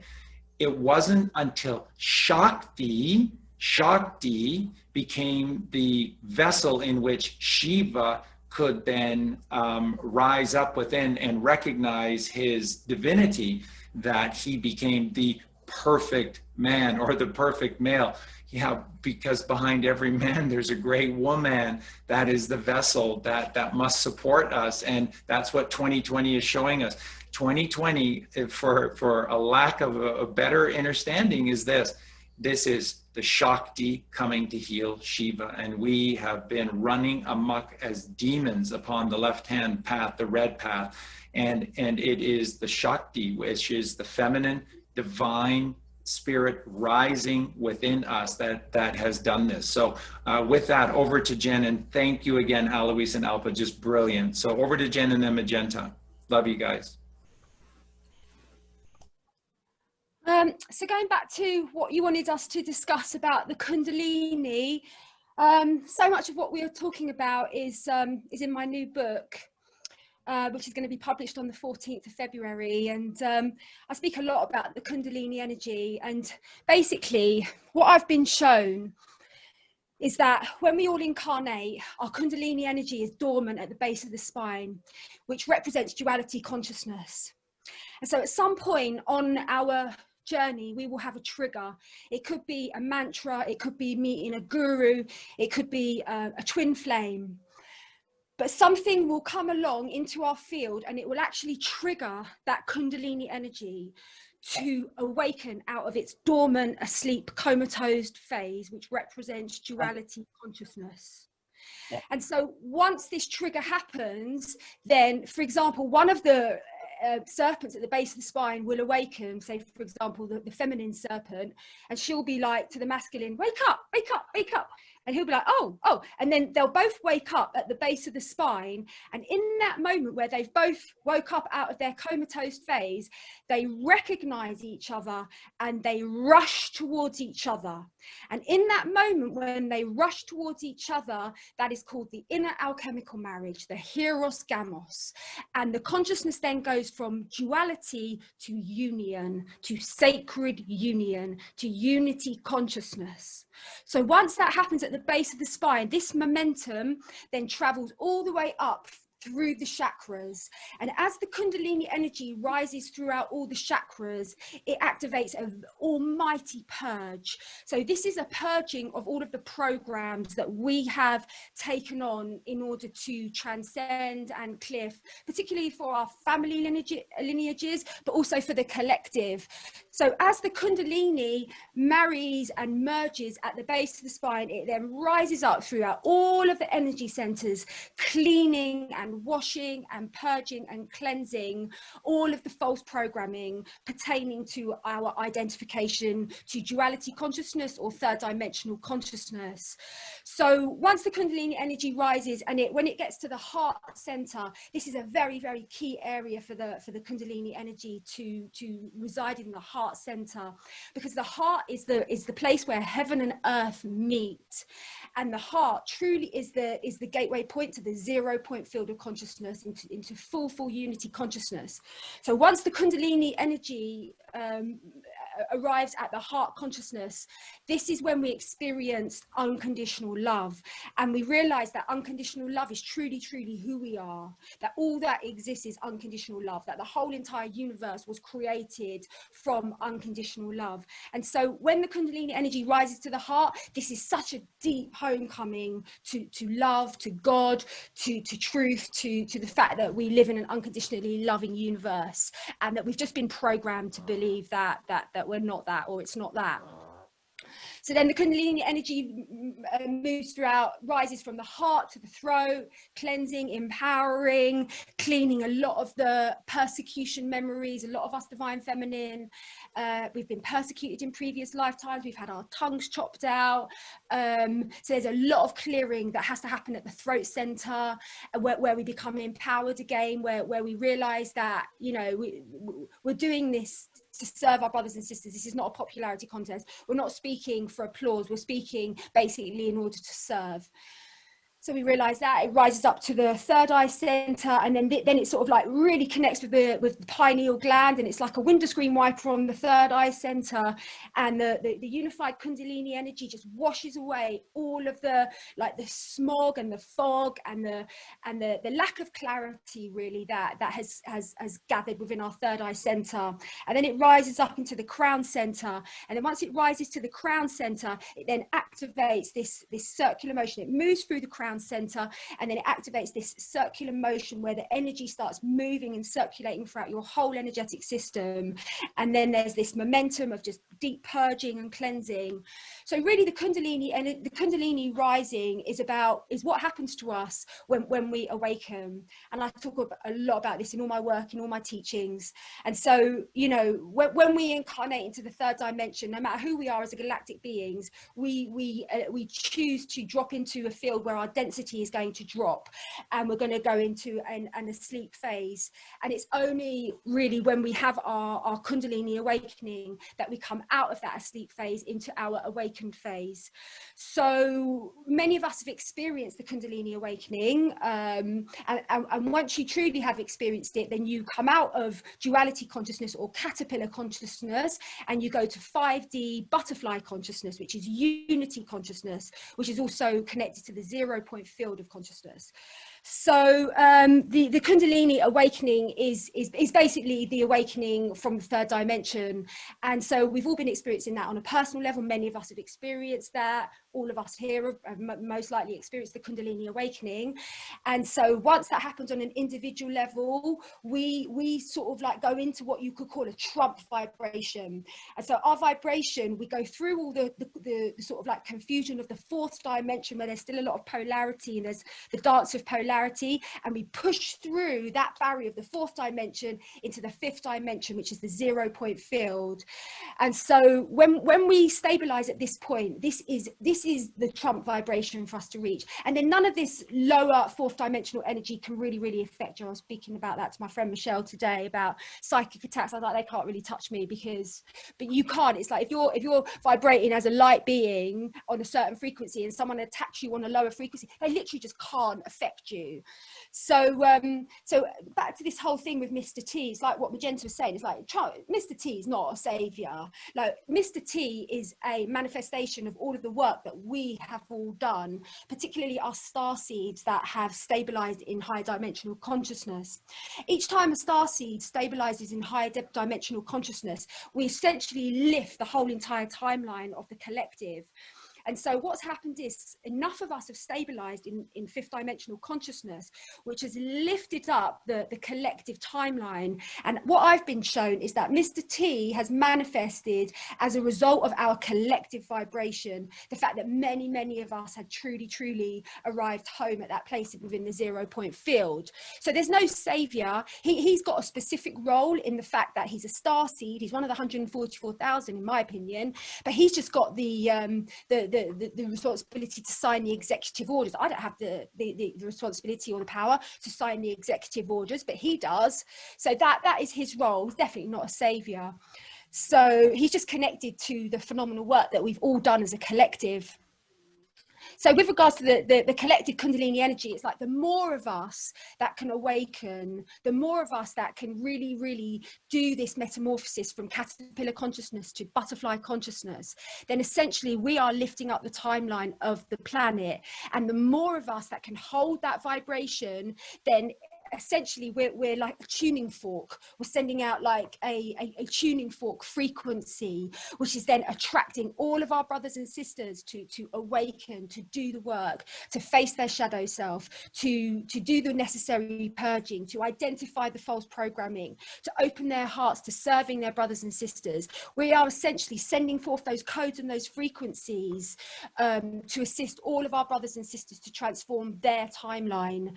So our individual Kundalini awakening is massively and intricately connected to the collective Kundalini awakening, and it's somehow connected to a critical mass. Like as we reach a critical mass of number of souls that have really truly like ascended in their own consciousness, then this will then trigger the event, the solar flash event, which is a lot of what I speak about in my work, which is what my group is called, The Event Is Happening, which is about the solar flash event. But I mean, that's a whole nother subject matter entirely, which I won't really go into. But what I have been shown is that the consciousness of many of us who are truly awakened massively lifts up the whole entire vibration of the collective. So that is what we're going on at the moment. And in a way, you could say that the Great Awakening is to do with like the Earth going through her own Kundalini awakening and being released out of this third dimensional prison matrix where everyone forgets that they're all one, and everyone believes that we're all just separate drops of water with no ocean that we're connected to. Then yeah, this is what's going to happen. We are basically in this trajectory now of this collective awakening, and I really massively feel that. So I feel like, yeah, the Earth is going through her own Kundalini awakening right now as we transition into the golden age, the new Earth, from what will be termed now this kind of like prison matrix into the golden age, and that is connected to our own collective Kundalini awakenings. There we go. Beautiful, Jen. So, and the whole process was so beautifully explained, and we're all very excited for Valentine's Day, February 14th, and the release date for your book. That's fantastic. And by the way, as a little treat for everyone, the etymology, the root or the basis, the truth to what Valentine's Day is, you know, they've sort of said, you know, you need to find your mate. It's about romantic, it's about dating, and I don't know, some candies with hearts on it and stuff. But the truth of what Valentine's Day was in the beginning, before they twisted it, is that it is this day in February, which is leading. This is the beginning, by the way, it's the start of Lent. So it's that 40 days of fasting, but it's fasting of the mind, not of the body. You have the 3 days just prior to the Passover where you are fasting the body, but Lent is the 40 days and 40 nights of taking no thought. So that is the purity, because we have to prepare ourselves for passing over, for death passing over us, so that we do not have another ring around the tree or a notch on the belt, and that we continue to be what we are, which is eternal. So it's always a choice. But what you were saying, Jen, there's so many great things in that, but one of the things that I wanted to point out to everyone is that these commonalities that always exist within what they're teaching us, because they can't help but give us the truth, because they only know the one story. There is only this one story. So Jen was talking about, you know, the caterpillar to the butterfly, and then she was talking about bees and birds. So, and then she was explaining the Kundalini rising, and she was, and Jen said unity consciousness. Well, see, this is sex. Everything is sex. Everything is, all life is a sexual experience, because the Father is dielectricity, which is balance, which is just stillness and silence, stationary, like this. So again, if we go to the God cam for a second, 3, 2, 1, there's God.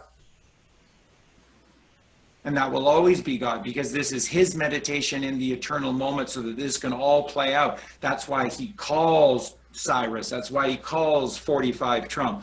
And then these players are called, just like all of you were called to do this, and you powerfully answered the symbology and the numerology that was in your life to say, I'm going to do this, I'm going to answer this call. It's so beautiful. But the mother is magnetism. Mary, rising, magnetism. What is in Sanskrit? What is mag in Sanskrit? Motion. Magnetism is constantly moving. It's the scalar wave. It's the number 8, which is eternal, which is eternity. So again, the whole nature of creation is that there's always sex, because the mother is so in love with the father, she continues to move around the father. The friction is the child. What is electricity? Go to any technical manual or, you know, Wikipedia, ooh, that's the truth, or an encyclopedia, and they'll tell you the same thing. It's friction. Electricity is friction. We are the byproduct of the love between the father and the mother, the alchemical marriage that Jen so beautifully described through the Kundalini rising, this process. And so this friction is sex. And it's so beautiful because it's a 3-letter word, which is divinity, which is the Trinity. And the letters S, E, and X, you just can't get better. You can't get better combination of letters than S, E, and X. And they've perverted it to a 5-letter word, S, E, X, X, X. And they've triple rated it. And it's disgusting what they have turned it into. But again, why, when they talk about a sexual experience, why is it the birds and the bees? And with all of these, you know, celebrities that have been through the Monarch program of mind controls, why is it all butterflies? Because they rise. Because it's all about this process, that the sexual experience is when you perform unity consciousness sex. It's about exactly what Jen just described. And these 2 serpents, the subtle body within you, the Ida and the Pingala, begin to rise through your chakra system. You have 5 in-body chakras, but you have 2 divine chakras here and here, 6 and 7. That's what this is all about. And when the 2 serpents complete their journey, the Ida and the Pingala, the Ida at the pituitary gland and the Pingala at the pineal gland, what do? They coil back inwards and they stare at each other right here. Now, what is right here? The temples.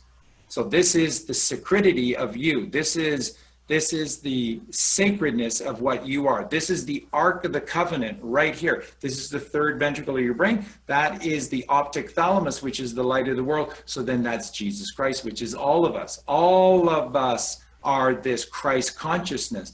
And here is the father, here is the mother. And like Jen so brilliantly said, what are they doing? They are looking with pure love at one another. And what are they staring into? The child. You see, everything that these demons have done is to strip the family away, because the family is the manifestation of the Holy Trinity upon the earth, the father, the mother, and the child. And we are meant to stay together. We are meant to live together. We do not send the elderly to homes. No, they continue to nurture us, and we continue to repay them for all that they have done for us. So this is family. And they have done everything that they can to destroy marriages and to destroy families, because what they need are orphans, because vampires can prey upon orphans, but vampires can't do anything against families, because families create the cross. And the vampires, they don't like crosses. They don't like light, and they don't like crosses, and they run from the light. So we are the light. And so what Jen was expressing, what's happening in the year 2020 is this. And it's been, like Jen said, there's always one serpent that says to the other, come on, let's do this, let's do this. And it's always the female. It's always the feminine energy that has to pull the masculine energy up, and then we follow, because we're electrical and we're a downward causation, and because the feminine is a scalar wave, which is eternally rising to that alchemical marriage. And, you know, again, to before we go over to Magenta here, just this the magic of what Jen is talking about. What's the last chamber of the third ventricle of the brain? Third ventricle is your magic mind. It is the miracle and is what you are. It's the seat of your soul. And it has various things like the pineal gland above and the pituitary gland below. But there's the fornix. The fornix is connected to the roof of your third ventricle. It's the rock that blocks the tomb of which Jesus Christ, which is man, was sequestered for 3 days within the tomb, December 22nd, 23rd, and 24th. Then the rock rolled back. That's the fornix. That's what it does inside of you. It's connected only at one end. And then when the pineal gland illuminates, it sends an electrical vibration via the stria pinealis nerve ganglion, and the straight line from the pineal, stria pinealis, straight line from the pineal, sends an electrical impulse to the fornix. And you know what the fornix does? It does that. It rolls back. It rolls back and it opens, and it reveals the last chamber just below the corpus callosum in your mind, in the center of your brain. And that is called the chamber of the bridegroom. Not making this stuff up. You can go into any medical dictionary and encyclopedia and see it for yourself. The chamber of the bridegroom is the last chamber in the third ventricle of the brain. Is what this is all about. The Kundalini must rise, and we must rise with it. And then that is father, mother, child in unison in divinity with God in heaven upon earth. So over to Magenta. Thank you, Jen. That was freaking brilliant, Jen. Thank you. Magenta, take us away, my angel. Wow. All I can say here is, if anybody is really struggling with understanding what the Kundalini is, you only have to take this broadcast here and rewind to everything that was said by Charlie and everything that was said by Jen, and kind of put those two perspectives together, and you really have an entire teaching there, because it's been explained so well. And I'm not sure what I can really add to that, but I'm going to try. So what I would say is, Charlie was talking about the spark plug, the spark, using an analogy of a car. So what the 9 talk about, and it's exactly the same as what Charlie is meaning when he talks about this spark, the 9 call this quantum convergence charge.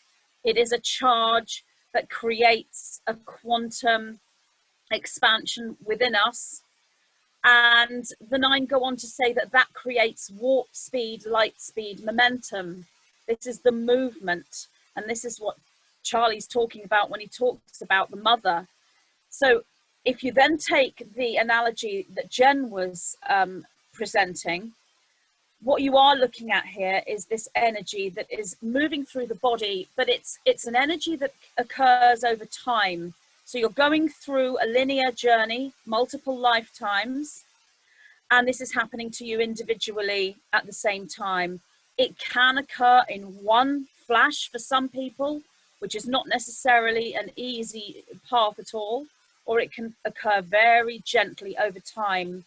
But it is important to understand it, because this is what is happening right now. We are all going through a collective Kundalini awakening. It's happening to all of us. And every single one of us experiences it together. This is the first time this has happened on this planet in quite this way, where we all experience this together. But at the same time, this is unique and this is individual. Now, as Jen was explaining, the raising of the Kundalini from the base of the spine, if you've got a view of all of us at the same time, I'm not sure what the view is showing to everyone, but if you can see us all on the screen, you will have seen Charlie sort of doing this and doing this as Jen is talking. And that's because this wave coming up the body is the intertwining between this, if you will, feminine and masculine energy, as everything that has been said. But if you look at this movement here up the body, if you actually turn that onto its side and look at it horizontally, you will get this. And that's the sine wave. So as this is occurring vertically up the body in our experience, as it goes through the chakras, our experience collectively is that of a sine wave. which is why, especially in 2020 and as we go forward, it's like we're raising up to this peak of energy and then moving back down. And as you move back down, you are integrating and you are learning, as everything that Alpa's been saying and Aloise has been saying, is the learning. And then you are moved back up again, which is your quantum convergence charge. It's your spark plug. And that is something else that's been hijacked by the cabal, because they know that the sine wave is the movement that one goes through in a collective Kundalini awakening.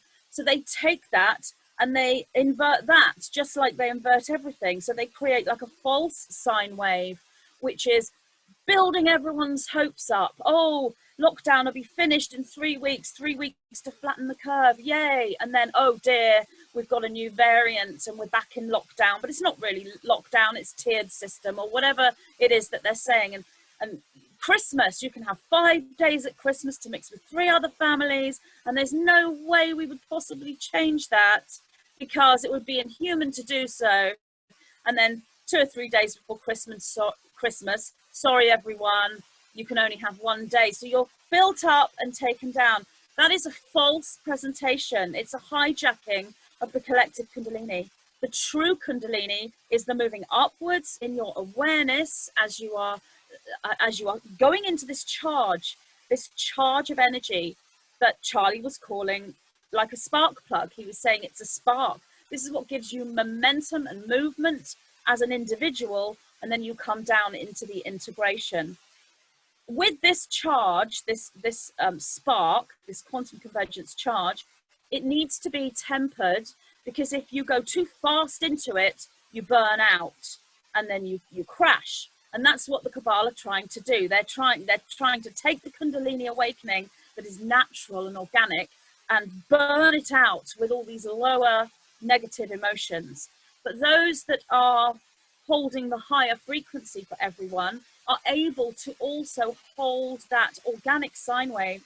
And they're doing this via the awakening of the pineal gland, the activation of the pineal gland, as Charlie was saying. So as this energy goes through the body and comes over the head, this is what gives the charge to the pineal gland. It's what fires up these crystals within the pineal gland. That's what it means to be becoming crystalline, becoming a crystal being. And what actually happens is you get these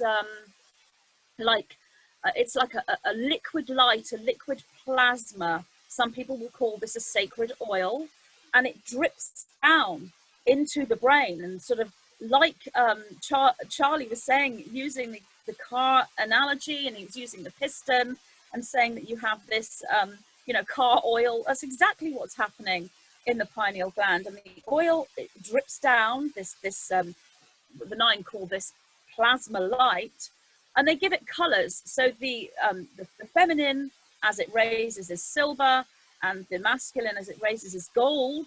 This is where you get the golden, the silver, the gold at the end of the rainbow, the pot of gold, the golden mean, the Fibonacci sequence, all the energy. It's the energy of bliss. The silver is the feminine. And when they come together, and this is only one model, but the nine used the analogy of rose gold, because these drops, if you were to look at these drops, these crystalline plasma drops, they would have this rose hue, and the rose is yet another symbol for activation and awakening, because it's a fractal bloom. So there are so many different triggers to this Kundalini awakening, and everything that you are being told by all the spiritual teachers in all the videos they're doing, and the podcasts and the interviews and the books that they're writing, these are not, you're not being given information about the Kundalini necessarily. It's not as though these teachers are writing books about the Kundalini or teaching through a podcast and giving you the information. What they're giving you are triggers, these triggers that will cause this to happen within you, so you come to your own understanding, which is why I was saying everyone is a cog in the wheel, and Aloise picked up on that to say how important each and every one of us are. We each have a part to play, because we each have a unique experience, and our unique experience creates the overall experience. It does this through the pineal gland, because the pineal gland isn't just an eye, if you will, so that it gives us inner sight so that we may see within the Akashic records or within the expression of reality, or within God's mind, if you will. The pineal gland is also a creation tool. It is a projector, and it has the ability to create an image and project that image into the ether, into that pre-matter. And then that pre-matter solidifies within sacred geometry, and then there's a match that's created to that within the physical reality. Now, you can do this individually for yourself, but a collective Kundalini awakening actually creates a collective manifestation. That's why Trump is the one that will be in power. It can be no other way, because that is what we are creating. Because those who are going through this Kundalini awakening in a conscious way, they are the ones that are activating the pineal gland. They're the ones that are creating this quantum convergence charge, this spark plug spark, and they are the ones that are drawing in the mother energy to give the movement and temperance in order to keep that crystalline light, that crystalline spark, in a balanced movement rather than a burnout. They are the ones that are creating the reality, because they are the ones whose pineal glands work as projectors. Anyone else who is going through this experience hasn't quite got to the point where they are cohesive, if you will. And Charlie was talking about grounding and how it used to be called earthing. That's what makes all of this cohesive, because you can go through this, but without the grounding, without the earthing, it's all over the place. You burn out, your spark plug just dies, you know, the sparks don't work, they fly in the wrong direction. When you ground this, when you earth it, this creates the cohesive, collective, balanced, symmetrical presentation of this. And that is what makes you able to take the pineal gland as a projector and create a reality. There are individuals going through collective Kundalini awakening that aren't aware of any of this. They just know that something is happening to them. Others have studied this, they understand it. Yeah, well... That's me.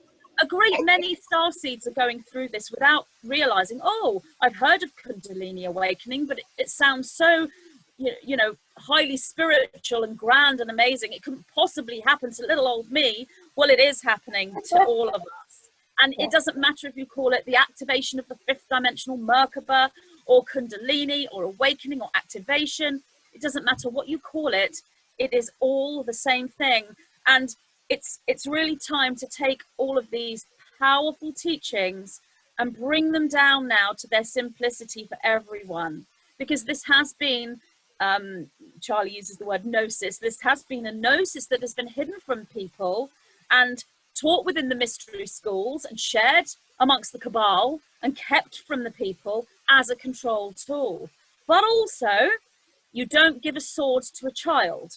So humanity has had to wait to a certain stage before they could have this understanding, which is 2020.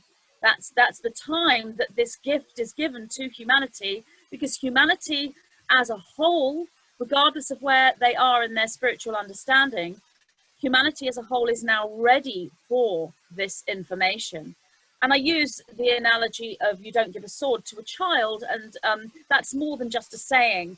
As this rising occurs this way, in this vertical way, it rises up the energy center of the body, which is the vertical pillar of light.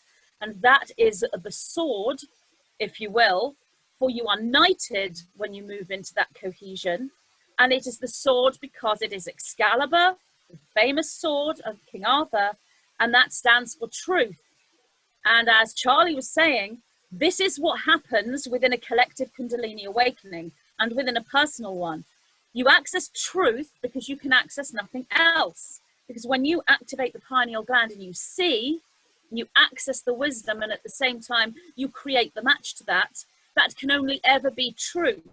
Now, that is something else that has been hijacked with all of these false screens and false images planted in the consciousness of humanity. Those false images can only go into the fourth dimension, the fourth dimensional aspect of humanity, which is, if you will, the first few levels of the dream state. Fifth dimensional energy is full Kundalini awakening. You bypass those trapping systems. You bypass that fourth dimensional confusion and come to clarity. If you hold the cohesive energy, which is the grounding, if you access the mother, which is the movement and the temperance, all of these things come together. Charlie used a car analogy to explain this, and yet those who are awakened will often find that their own car or vehicle will actually provide synchronicity to them. If the brakes fail, you're rushing too fast. If you run out of oil, you haven't moved into the Kundalini. There are many, many ways you can look at your vehicle to learn about what's happening in your life. Your number plate, you can read your number plate or the number plate in front of you. A great many people do this. And one of the things that can occur with Kundalini awakening, Charlie's talking about the spark plug, and I'm talking about quantum convergence charge. Well, this is manifested as fire. And it's fire, and the 9 spell fire, P-H-I-R-E, rather than F-I-R-E, because of the P-H-I and the fact that that's related to pi, and that's all connected to the golden mean. I'm no mathematician, so I get a bit lost with some of the things they tell me. But what this creates within you is fire. So as an individual awakening to a Kundalini experience, you generate heat. So anyone who's channeling will know that you can become very, you feel as though there's a heat around you. If you don't go with that in a balanced flow, you'll get some great insight, and then everything will stop and you'll get nothing else for weeks. But if you learn to temper this energy, then you're continually able to draw down wisdom whenever you want to. And it can feel like the hot flashes a woman will get when she goes through menopause. Menopause is not a time to fear or a time to be to wish it wasn't there. It's not a time to bury and restrict. It is the time that the woman comes into her power as a wise woman.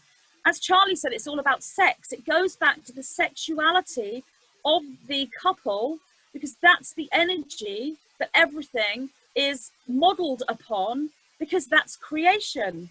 And all the phases that one goes through, we talk about the mother energy and the divine feminine, the phase the woman goes through are akin to the phases of the spiritual awakening, which is why the woman comes into her power at menopause. But she has different power before that. There are different stages to the awakening, and it's learning about the physical reality, all of these metaphors and these teachings that have been passed down through the indigenous peoples and through all these ancient texts, and drawing it all together and giving ourselves a picture that we make in a unique way. Alpa was talking about how this has happened to her, and how she wouldn't believe the synchronicity and the mind-blowing synchronicity and what happened with her dog and how everything comes together for her. Now, if she were to explain that to someone, and obviously she has been trying, if she explains that to someone who isn't aware, they will look at her and think, you know, you're crazy. You're making all of these little connections, and you're connecting these dots that are all in your own mind and they don't exist. The reason for this is because it is an individual, personal, unique but meaningful experience. It's what the 9 call the meaningful subjective experience. And what that is proof. It's proof of everything that we've been taught throughout religions and spirituality. It's inner proof, but you can't share it. So people will often say, prove it. Prove what you're saying is true. Give me proof. Give me proof. What they are doing is taking away their grounding and not allowing themselves to be cohesive, because proof is third dimensional. If you're looking for third dimensional proof, all you will get is confusion, because true proof cannot be given to you third dimensionally. It's multidimensional. So it's what Alpa was saying. It's about the synchronicity. So I took lots of notes as you were all speaking, and I think that that sort of ties it up. And I think it is important to sort of understand the sine wave is vertical, but it goes horizontal. And that's the cross that Charlie was talking about. Vampires don't like crosses. Well, that's because the cross is awakening and it's Christed light. That's why they don't like crosses. So in films, Charlie was saying about clues in films and in horror films, they are everywhere on all the levels. You can get clues to awakening and to the light, as well as to the trapping system. It's all tied up together. And I can't remember, I think it was Alpa who said about humor. One of the ways you like to discuss the whole Trump thing is through humor. And that's exactly what I do, even if I don't do this intentionally. We had somebody come round, a member of our family, who doesn't like Trump at all. He completely believes the mainstream presentation of Trump. So, you know, he doesn't like him at all. But I had another family member I'd seen earlier in the day who knows how I feel and does agree with me. And she bought me, it's not a life size, but it's a huge cardboard cutout of Donald Trump. I love it, with a Christmas hat on. So I hung that up. And yet the person later in the day came to our house. And I thought, what's he going to say when he sees that Trump? He's going to be really cross with me. But as it was, he looked at the Trump and said, oh, brilliant, that's great. So, you know, I love the person that gave that to you. Now, the reason why he said that was he was looking at that as if that cardboard cutout of Trump with a Christmas hat on was made to take the mickey out of Trump. It was made because Trump is an object to ridicule. So he saw it as a great, yeah, let's all take the mick out of Trump. But the person who bought me that gave it to me because she knows how I feel. And I hung it up to honor him, not to take the mick out of him. The other thing I got, which I want to show you all as we're talking about Trump and humor, is a fake news Trump edition game. I haven't played it yet, but apparently, I mean, I said to my husband, I said, how is this going to work? Because if it's genuine, surely all the fake news is going to be actually the real news in the pack of cards, and everything they tell you that's truth will actually be fake. But it doesn't work like that. The game is actually whether Trump has said this or not. So you have to pull a card and there will be a quote, and you have to work out whether Trump actually said it or if he didn't say it. That's the game. So I can't wait to play this. Anyway, I think that's the end of me talking, but I just want to, again, tell everyone how Charlie's description of the Kundalini and marry that up with Jen's description of the Kundalini actually gives you such huge wisdom in those two explanations. Marry the two together and you really have the Kundalini teaching in that. So thank you. Brilliant.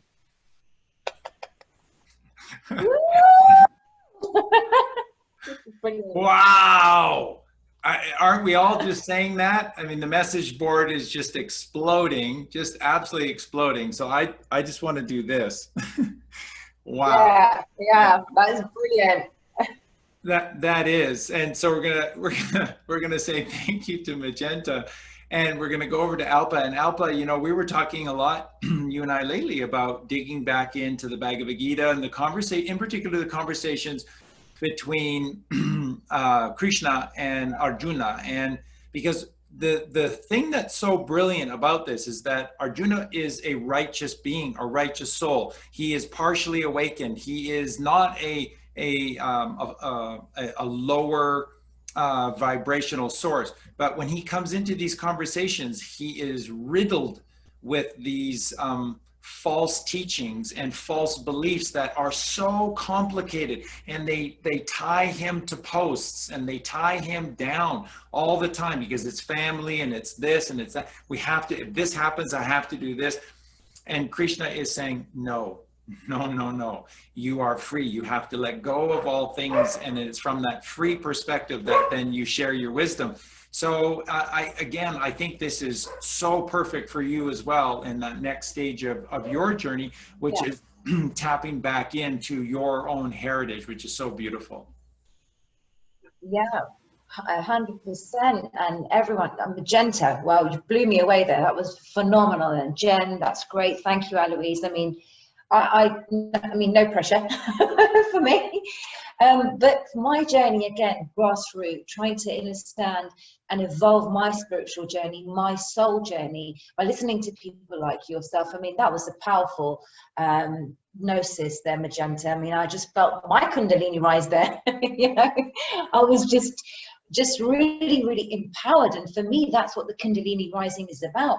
And it's ironic that at the start of this journey in March, a really good friend of mine, she's become a Kundalini practitioner, like a yoga instructor for the Kundalini. And isn't it really ironic that that's what I started doing at the start in March? So I started having Kundalini classes on a one-to-one, you know, over these Zooms every week, and then twice a week, and then 3 times a week. And it was just focusing on breath work.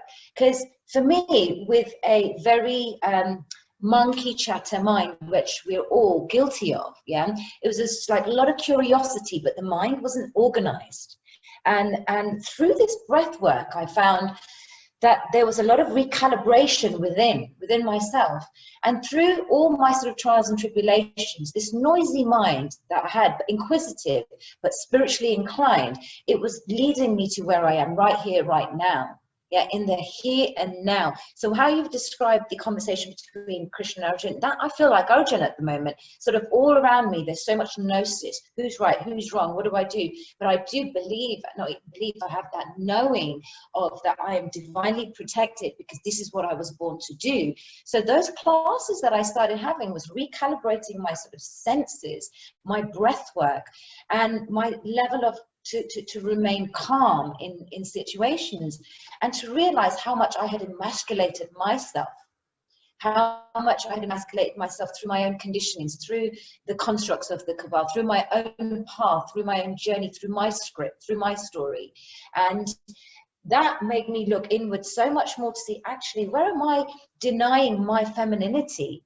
Yeah, with this need to just be fast, to be here, to do my work. I have to provide, I have to do this for my family, you know, being a parent to my parents, and, you know, providing, securing them. So where did I need to take a step back? And this Kundalini, the subject that we're talking about, I mean, it's been so helpful for me to also understand my own journey. And I think it will help so many people, Magenta, Charlie, Jen, Aloise, in this session. It's been powerful, so powerful. And everyone sat there listening to this will be able to understand and apply it to their own journey. So I don't claim to know a lot of this in its spiritual terminology. I feel it. I feel everything that you said. I feel it to the core of my soul. And it makes sense. And it really makes sense. And why has this made sense? So for me, it's compulsions. Yeah, I let go of compulsions. What do I mean by that?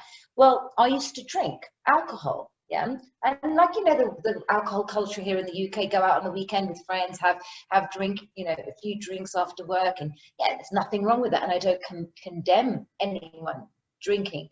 But again, how did this Kundalini rising for me make that much more sense? When I understood what alcohol really meant, yeah, and what it actually does. Again, a construct of the Cabal, spirits, booze. Right? Look at the terminology there. They're also giving us, the clues are all there.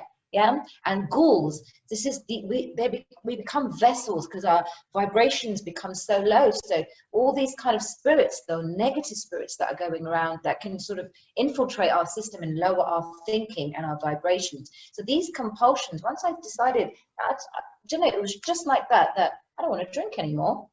Not that it was destroying my life, but somewhere along the lines, it was lowering my vibration.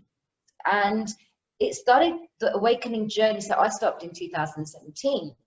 And since then, it's really significant, actually, because since Q's been out, I mean, I shouldn't really say that, but what was happening parallel to the Trump movement, the Q movement, and to sort of how my awakening journey acutely in these 3 years is dropping compulsive behavior and thinking, and the way that I've navigated myself through life. And it's by constantly saying to myself that I don't know anything, right? But I'm always learning. And I will always progressively be learning, losing and eradicating that ego, letting the ego go and letting God. And from there, you get this sense of joy and love and contentment within. So this imbalance that I think I had, where I felt I was really emasculating myself and sort of going like this within, has helped me and understand this Kundalini rising better a lot now, and through the actual stuff that I was doing at physical plane. So those classes that were happening, and she was really homing into like the ego eradicator by just doing some simple exercises for 11 minutes in one position, right? Oh my God, it was really, really difficult. You're sitting there and she pushes me. She went on for 22 minutes and I had to stay like this. And you know, she's going with the 5 senses, the planets, you know, Jupiter and Saturn. And I have to sort of sit in one position like this for like 22 minutes. And I was dying at one point, but it started training me. And tried to train me in my focus, because that is something I had a lot of difficulty with, was focusing. So for me, it's happened that it's the synchronicities again. The synchronicities have been following me, saying, "Oh, but wake up, you know, wake up," and start kind of coming into yourself, in your script, within your journey in this. So, you know, we're all playing our piece in this puzzle, and we all have our own something unique that we can all offer. So. That's my sort of 2 pence worth to that. But yeah, you all have offered so much amazing gnosis. So I'm humbled and in so much gratitude and in awe. It's really, really good. Thank you. Wow, and thank you so much, Alpa. Again, you know, never ever, you have that sort of manner about you, but never ever, you know, allow your lack of technical terms or whatever, because you're tapped in, you're turned on, you're tuned in because you've tapped in, and so you're feeling, and that's what we all have to get back to, because all of this is vibration, because all of this is energy. You know, I say again and again, and I'll repeat it because it's worth saying. 100 years ago, we had a chance to go with Nikola Tesla. Nikola Tesla was a man of God. Nikola Tesla, what is a euphemism for scalar waves? Tesla waves. He devoted his life, his second life, which they don't talk about, to experimenting with magnetism, which he said is which is 1,000,000 times more powerful than electricity, it's infinitely more powerful because it's the spark of creation. And instead of going to this realm of goodliness, godliness, and eternal life and free energy and just freedom through this genius of mankind, we went Einstein, and we went the way of the Jesuits. And you know, something that Magenta told us the first time around today, she was saying that, you know, the darkness, the dark world, hell upon earth that they've created underneath the crust is not limited to there. It is certainly pervasive there, but it's not limited to there. It's above ground.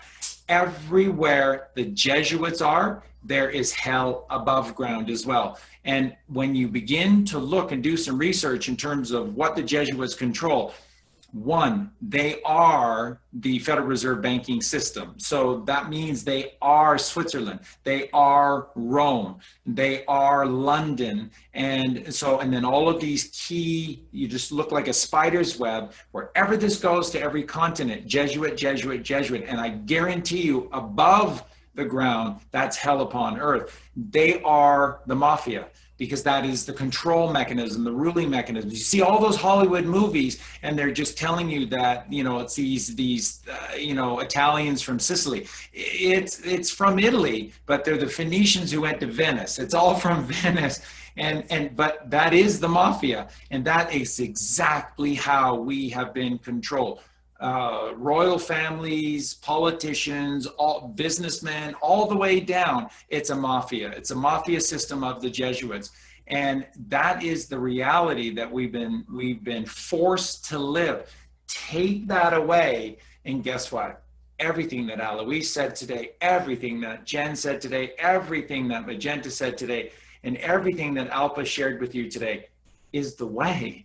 And when you take the mafia, the Jesuits, who are the order of Jesus, how much do they fear Christ consciousness? They put the Jesuits in control of Jesus Christ. Wow, that's how much. Where's Mary Magdalene in the Bible? No, those books, not in there. Philip, Thomas, go away. Go back to England, Philip and Thomas. We don't want your gospels in the Bible, because you're talking about Mary Magdalene. Mary Magdalene had a gospel. I don't believe it. Go away, Mary. We don't want to hear it. But it's the truth. It's the way. And all of these things exist underneath the Vatican, and they're rising to the surface. So when you move the Jesuits out of this thing, then Aloise and Jen and Magenta and Alpa, and they will continue to rise this up in the vessel. And, you know, when you hear that Neil Young song from his album After the Gold Rush, I was lying in a burned out basement. How does he do that voice? I don't know. But After the Gold Rush is the raising of the Kundalini. That's the gold rush. That's the rainbow. And then there's a pot of gold. There's always a pot of gold at the end of the rainbow. But you see, it's the blasted mother that's got to take you up the rainbow to get the pot of gold. See, you don't get the pot of gold without the mother taking you up the rainbow. And that's how she works. So it's all about this Holy Trinity, the mother, the father, the child. And you get these demons, which are the Jesuits, out of here. Pope Francis. Ugh. I love those pictures of Trump. I love those pictures of Donald Trump in the Vatican on his whirlwind tour. And the Trump family, they're all looking like this. And the Pope, because he was done. He was done. And by the way, we talk about all of this as a deception. So for everyone listening, let me tell you something. Colleen and I are working on the biggest video we've ever done to sort of to tie everything up with this story about Donald Trump. And we got a confirmation just last night from Bonfire Guy, the gentleman who does all of that incredible video work to the work that we've done. He's agreed to do a complete video package for this. And so what we're going to be telling you is the whole story from that one night in Venice on Christmas Eve in 2016. Trump was elected in early November. Before he officially took office in January, it was over. It was over because you have to take the head off the Hydra. He took the head off of the Hydra Christmas Eve. When do you least expect? When would they have least expected an attack from the military, from the NSA, from the Q team, from Donald Trump? Christmas Eve, 2016. He still wasn't even in office. And that's when they act, and they took the head. And everything since is a movie. Everything since is a movie. And the thing that we don't get is that the movie is going backwards because they went to the end of the story and cut the head off. They created the ending, and now they're coming back to us in this direction in a non-linear sequence or fashion. We've been taught to read everything in a linear fashion. So that's where we're struggling with this. Why are you doing this? Everything that they do is not panic. Nothing that they do is like they've run into problems. They've already won. It's already been taken down. It's just that they're pushing the narrative in the direction of how it all happened and what was the end result. So that's what's going on, and that's what we're gonna work on. How long it all takes, I'm not quite sure, but it will tie everything, and I mean everything together, and it'll show to you who's alive, who isn't alive, and the ones that are alive are getting reduced sentences to play these roles.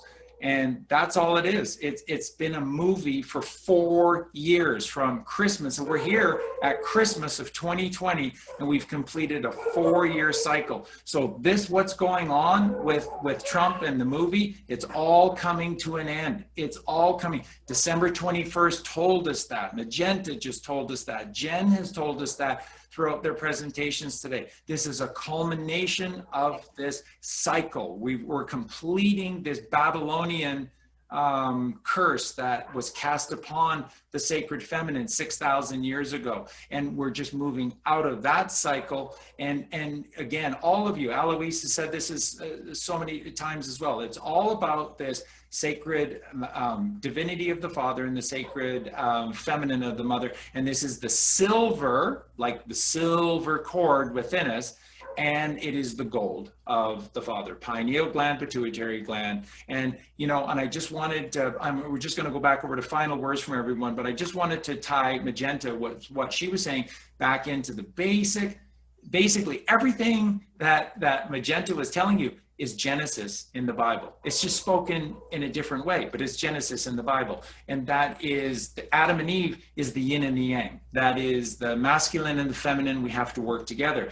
Cain and Abel are left brain, right brain. And that's where we have to build our home. Your choice, your choice. Do you want to build it on the most solid rock there is, which is the pineal gland, or do you want to build it on a desert?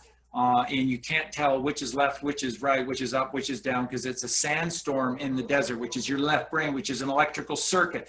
The right brain is a magnetic field. And how many times when Magenta was saying all of that, did she use the word able? We have to be able. Cain can't, Abel can. Who are the demons? They are the Canaanites. Literally, where is Phoenicia? It's on the other side of the Holy Land. When Cain was cast out of Eden by God, he was cast east of Eden. East of east is west. West of the Holy Land are the rolling hills of Phoenicia. The Phoenicians went to Venice, and they are the mafia. And we have been ruled for 2,000 years, 6,000 years in particular, by a mafia. And they are the Canaanites, which is the left brain, which is what Magenta said. She said, remember, it's that if we're not grounded, if we're not earthed, then it's that electrical wire that's just, you know, flaming everywhere. That's what's been going on. And now we take that with our own two hands and we place it right down into the mother. And what she do, she goes at quantum speeds right up, as Jen describes, right up into heaven upon earth. And because she's the mother, she takes the child with her, because she doesn't go in empty-handed anywhere, because she's the mother. So what has occurred here today is pure genius. And everybody is saying this in the comments as well. And I just want to echo it. Aloise and Alpa and Jen and Magenta, you are the light of this world. I love you so much. This show is an arpan. This is a true gift to all of mankind. It exists. We just created this through your genius, and we are now gifting. We have just, as Jen was saying, and Magenta, we have birthed this into creation today through this collective consciousness, and it's incredible. So thank God that Magenta didn't get sleep last night, because, oh my God, were you on fire? Were you on fire today? And you, if people were still on the fence, they're no longer. They're just up there in heaven dancing with Michael and Diana, and they're getting ready to come back and party, because that was brilliant. So let's just take this right around. We'll go back to Aloise again for final thoughts and comments. But I just wanted to share that what you created today collectively together is pure genius. And I am eternally grateful and in servitude to all four of you, because this is special beyond description. So Aloise, thank you. I love you. And I'd love to hear your final thoughts for today. Well, first of all, just thank you, Charlie, for having us, and just such a privilege and honor to share space with all you beautiful ladies. And I'd like to acknowledge all of you for the work that you're doing and the role that you're playing on this great awakening and this collective shift. And then I just feel quite emotional, just purely because, you know, I'm so excited for humanity. You know, we've spent 2,000 years living in this oppressed state, and I just, you know, feel so excited and grateful for the period that we are going into. And for everybody listening, thank you for doing your work. Thank you for showing up. Thank you for being there with us. You know, we need you. We want you with us. It's just incredible where we're going as a collective. And I just can't, you know, let's do it again, Charlie, in 2021, this time next year. I would love to do this again, just to see how far we've come. Because I think it's going to be, this year is going to be magical. You know, stay high vibration, stay focused on all the positive, and know the light has already won.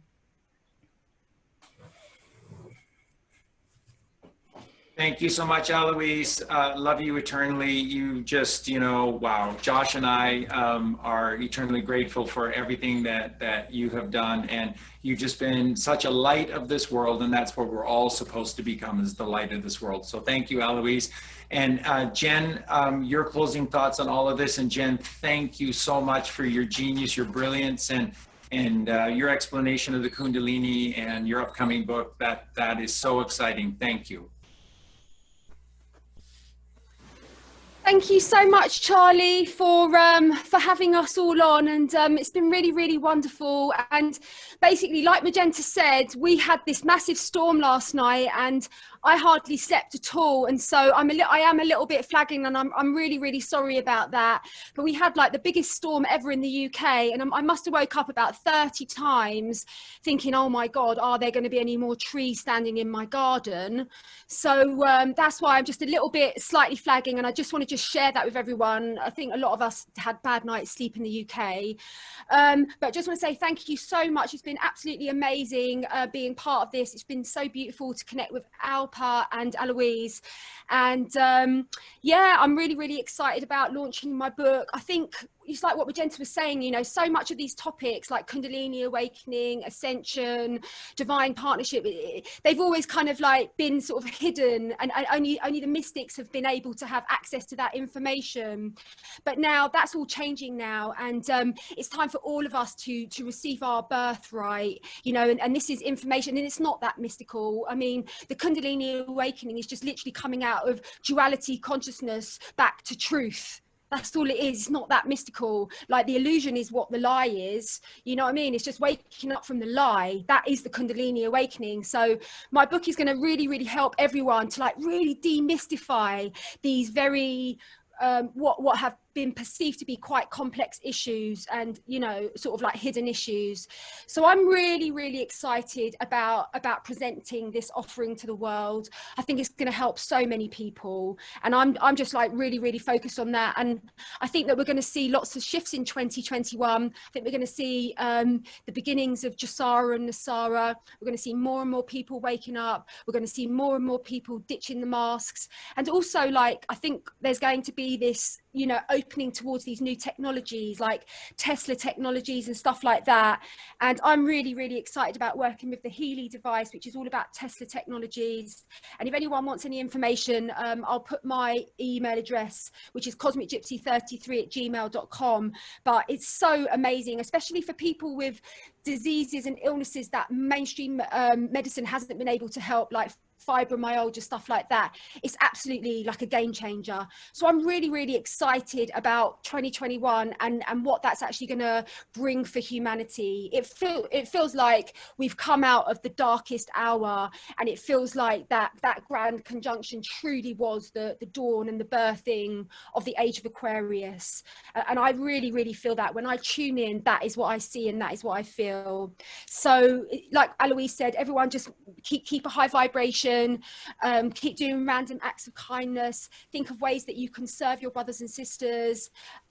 Just keep filling yourself up with like really, really positive programming, and clear out all the false programming, the limited beliefs, because there's no limitations except what you believe, because we're all creating our holographic version of reality based upon our beliefs system. So if you believe you can walk through that wall, you can walk through that wall. It's only your belief says, oh, I can't walk through that wall. There is nothing that is limited to us. So let's just all keep using this time to pull out the false programming, and to remember, I remember that the deal I made with Mother, Father, God was that I would become an empty channel, an empty vessel.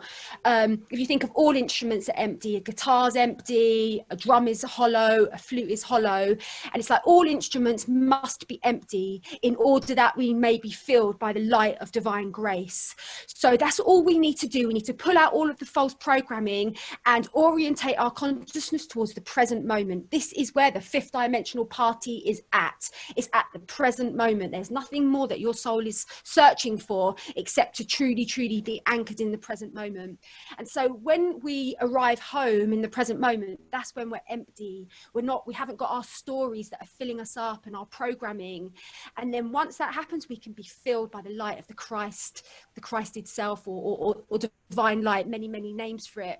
So that is my recommendation to you. Focus on your spiritual mastery, focus on your spiritual enlightenment, and have that as an intention. That's it.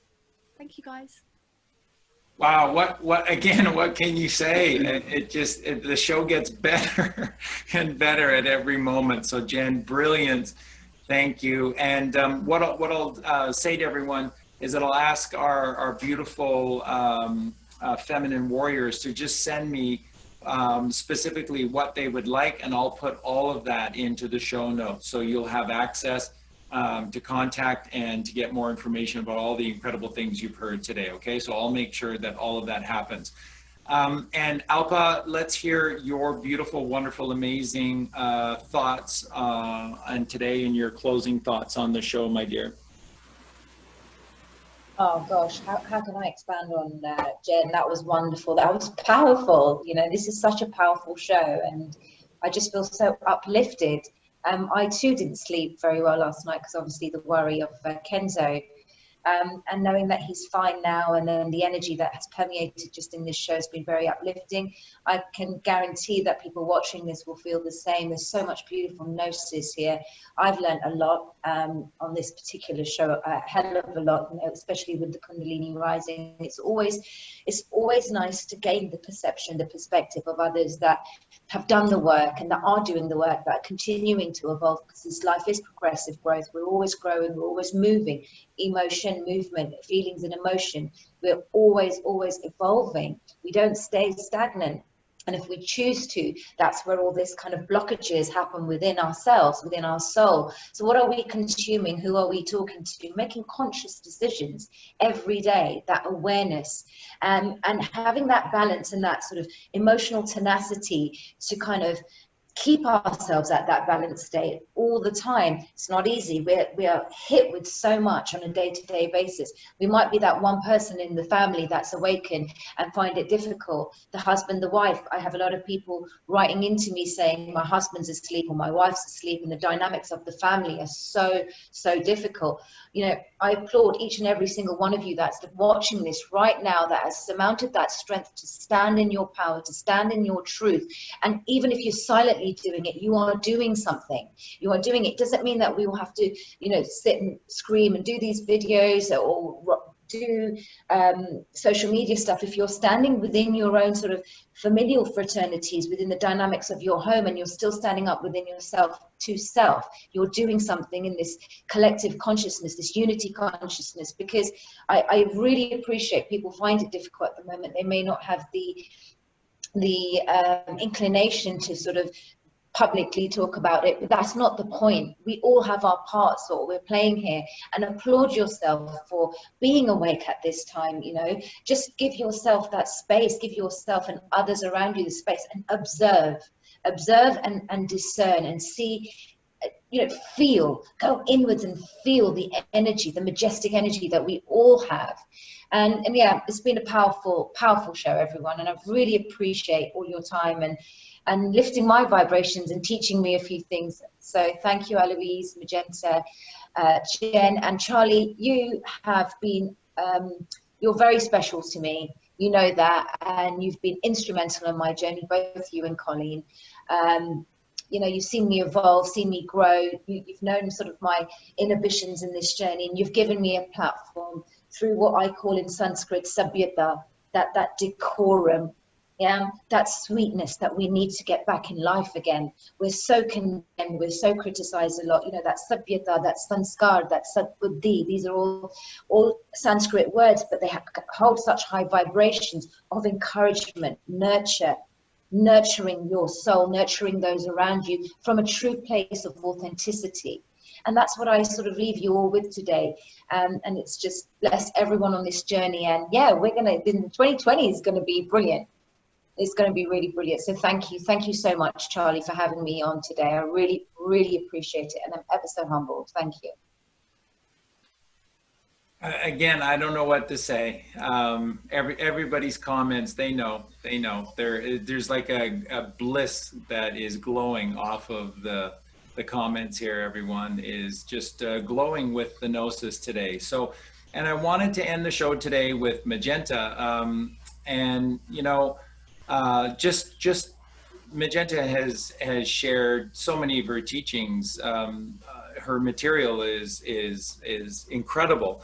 But in this show alone today, I mean, if you just replayed this and replayed, you know, Magenta's teachings, she's showing you the illusion, the fabric that has deluded us, and then she's showing you the way. And like Jen has done, and Alpa has done, and Aloise has done, they've all said the same thing, that ultimately the way isn't that complicated, isn't that complex. In fact, it's actually downright simple. The complication comes through the illusion, the delusion that has been cast over our eyes like a spell. Words are spells. And that's why etymology is so important, because you have to go back to the root of these words, Sanskrit, saintly script, and we have to get back to the truth of our language and stop casting these spells, because they're literally putting a veil in front of us. So I wanted to come back to Magenta and have her speak last on the show, because what you created, what we all created today is unbelievable. What you created today with, you know, like you and Jen, no sleep last night, is actually stunningly remarkable. So Magenta, thank you. And let's close the show with your beautiful thoughts. Well, thank you, Charlie. And I'd just love to say that I really liked your British accent. And so I thought I'd give an American one a go already. No, it's really good. I loved your Cockney and your Irish, and really spot on, really good accent. Yeah, thank you, Charlie. Thank you. And I mean, the same goes for you and for everyone. And this is a show, I think, that if you are looking at these concepts perhaps in a way where you are just discovering them or want to look deeper into them, I would take this podcast and rewind it and listen again, because when teachings come through from an inspired place, it's not always easy to assimilate those teachings straight away. And so sometimes you need to listen again and again, and you will then pick up new information each time you hear them. And I just love to say that this connection between the five of us has been a really, really beautiful telepathic union. Everyone sharing their own perspective in their own words, and it's pieced together in this beautiful organic presentation in a unified sense. And I think the whole show today is showing everyone how you are individual and unique, but how you can create a oneness, a unity. This production is a piece in and of itself, with the five of us as individual, but we've all worked together in a symphony and presented that unified aspect, which is what we're all going through. So it's been a lovely energy, and I'd just like to thank everyone who's listened today, and just say love you all, really. Yay, beautiful. Wow, thank you, Magenta, for tying everything together. And again, this is up right now, live on YouTube. As soon as the girls send me their information, specifically and the specific links to some of the amazing things that have been mentioned here, I will add all of those in, and you'll have everything. And then this is here forever.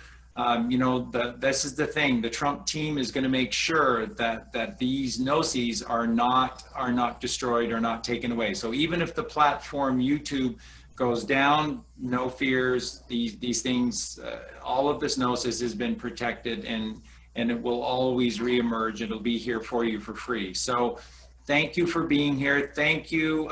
We need to do this more often, absolutely, and we need to do this before December of 2021, because this is amazing. So I think what we'll do, if you guys, the group of four, are okay with this, when we get the big break and the announcement from Trump, and then we have the military rollout, and then we have some order and semblance, when things settle back down again, let's do this again, and let's just share what that feeling and what that looks like in that moment. So if you're up for that, I would absolutely love that. So Jen, you are an absolute warrior of truth. Colleen and I love you so much. The journey that all four of you have gone on this year is stunning. It's amazing. If you just knew the personal backstories to everything that's happened.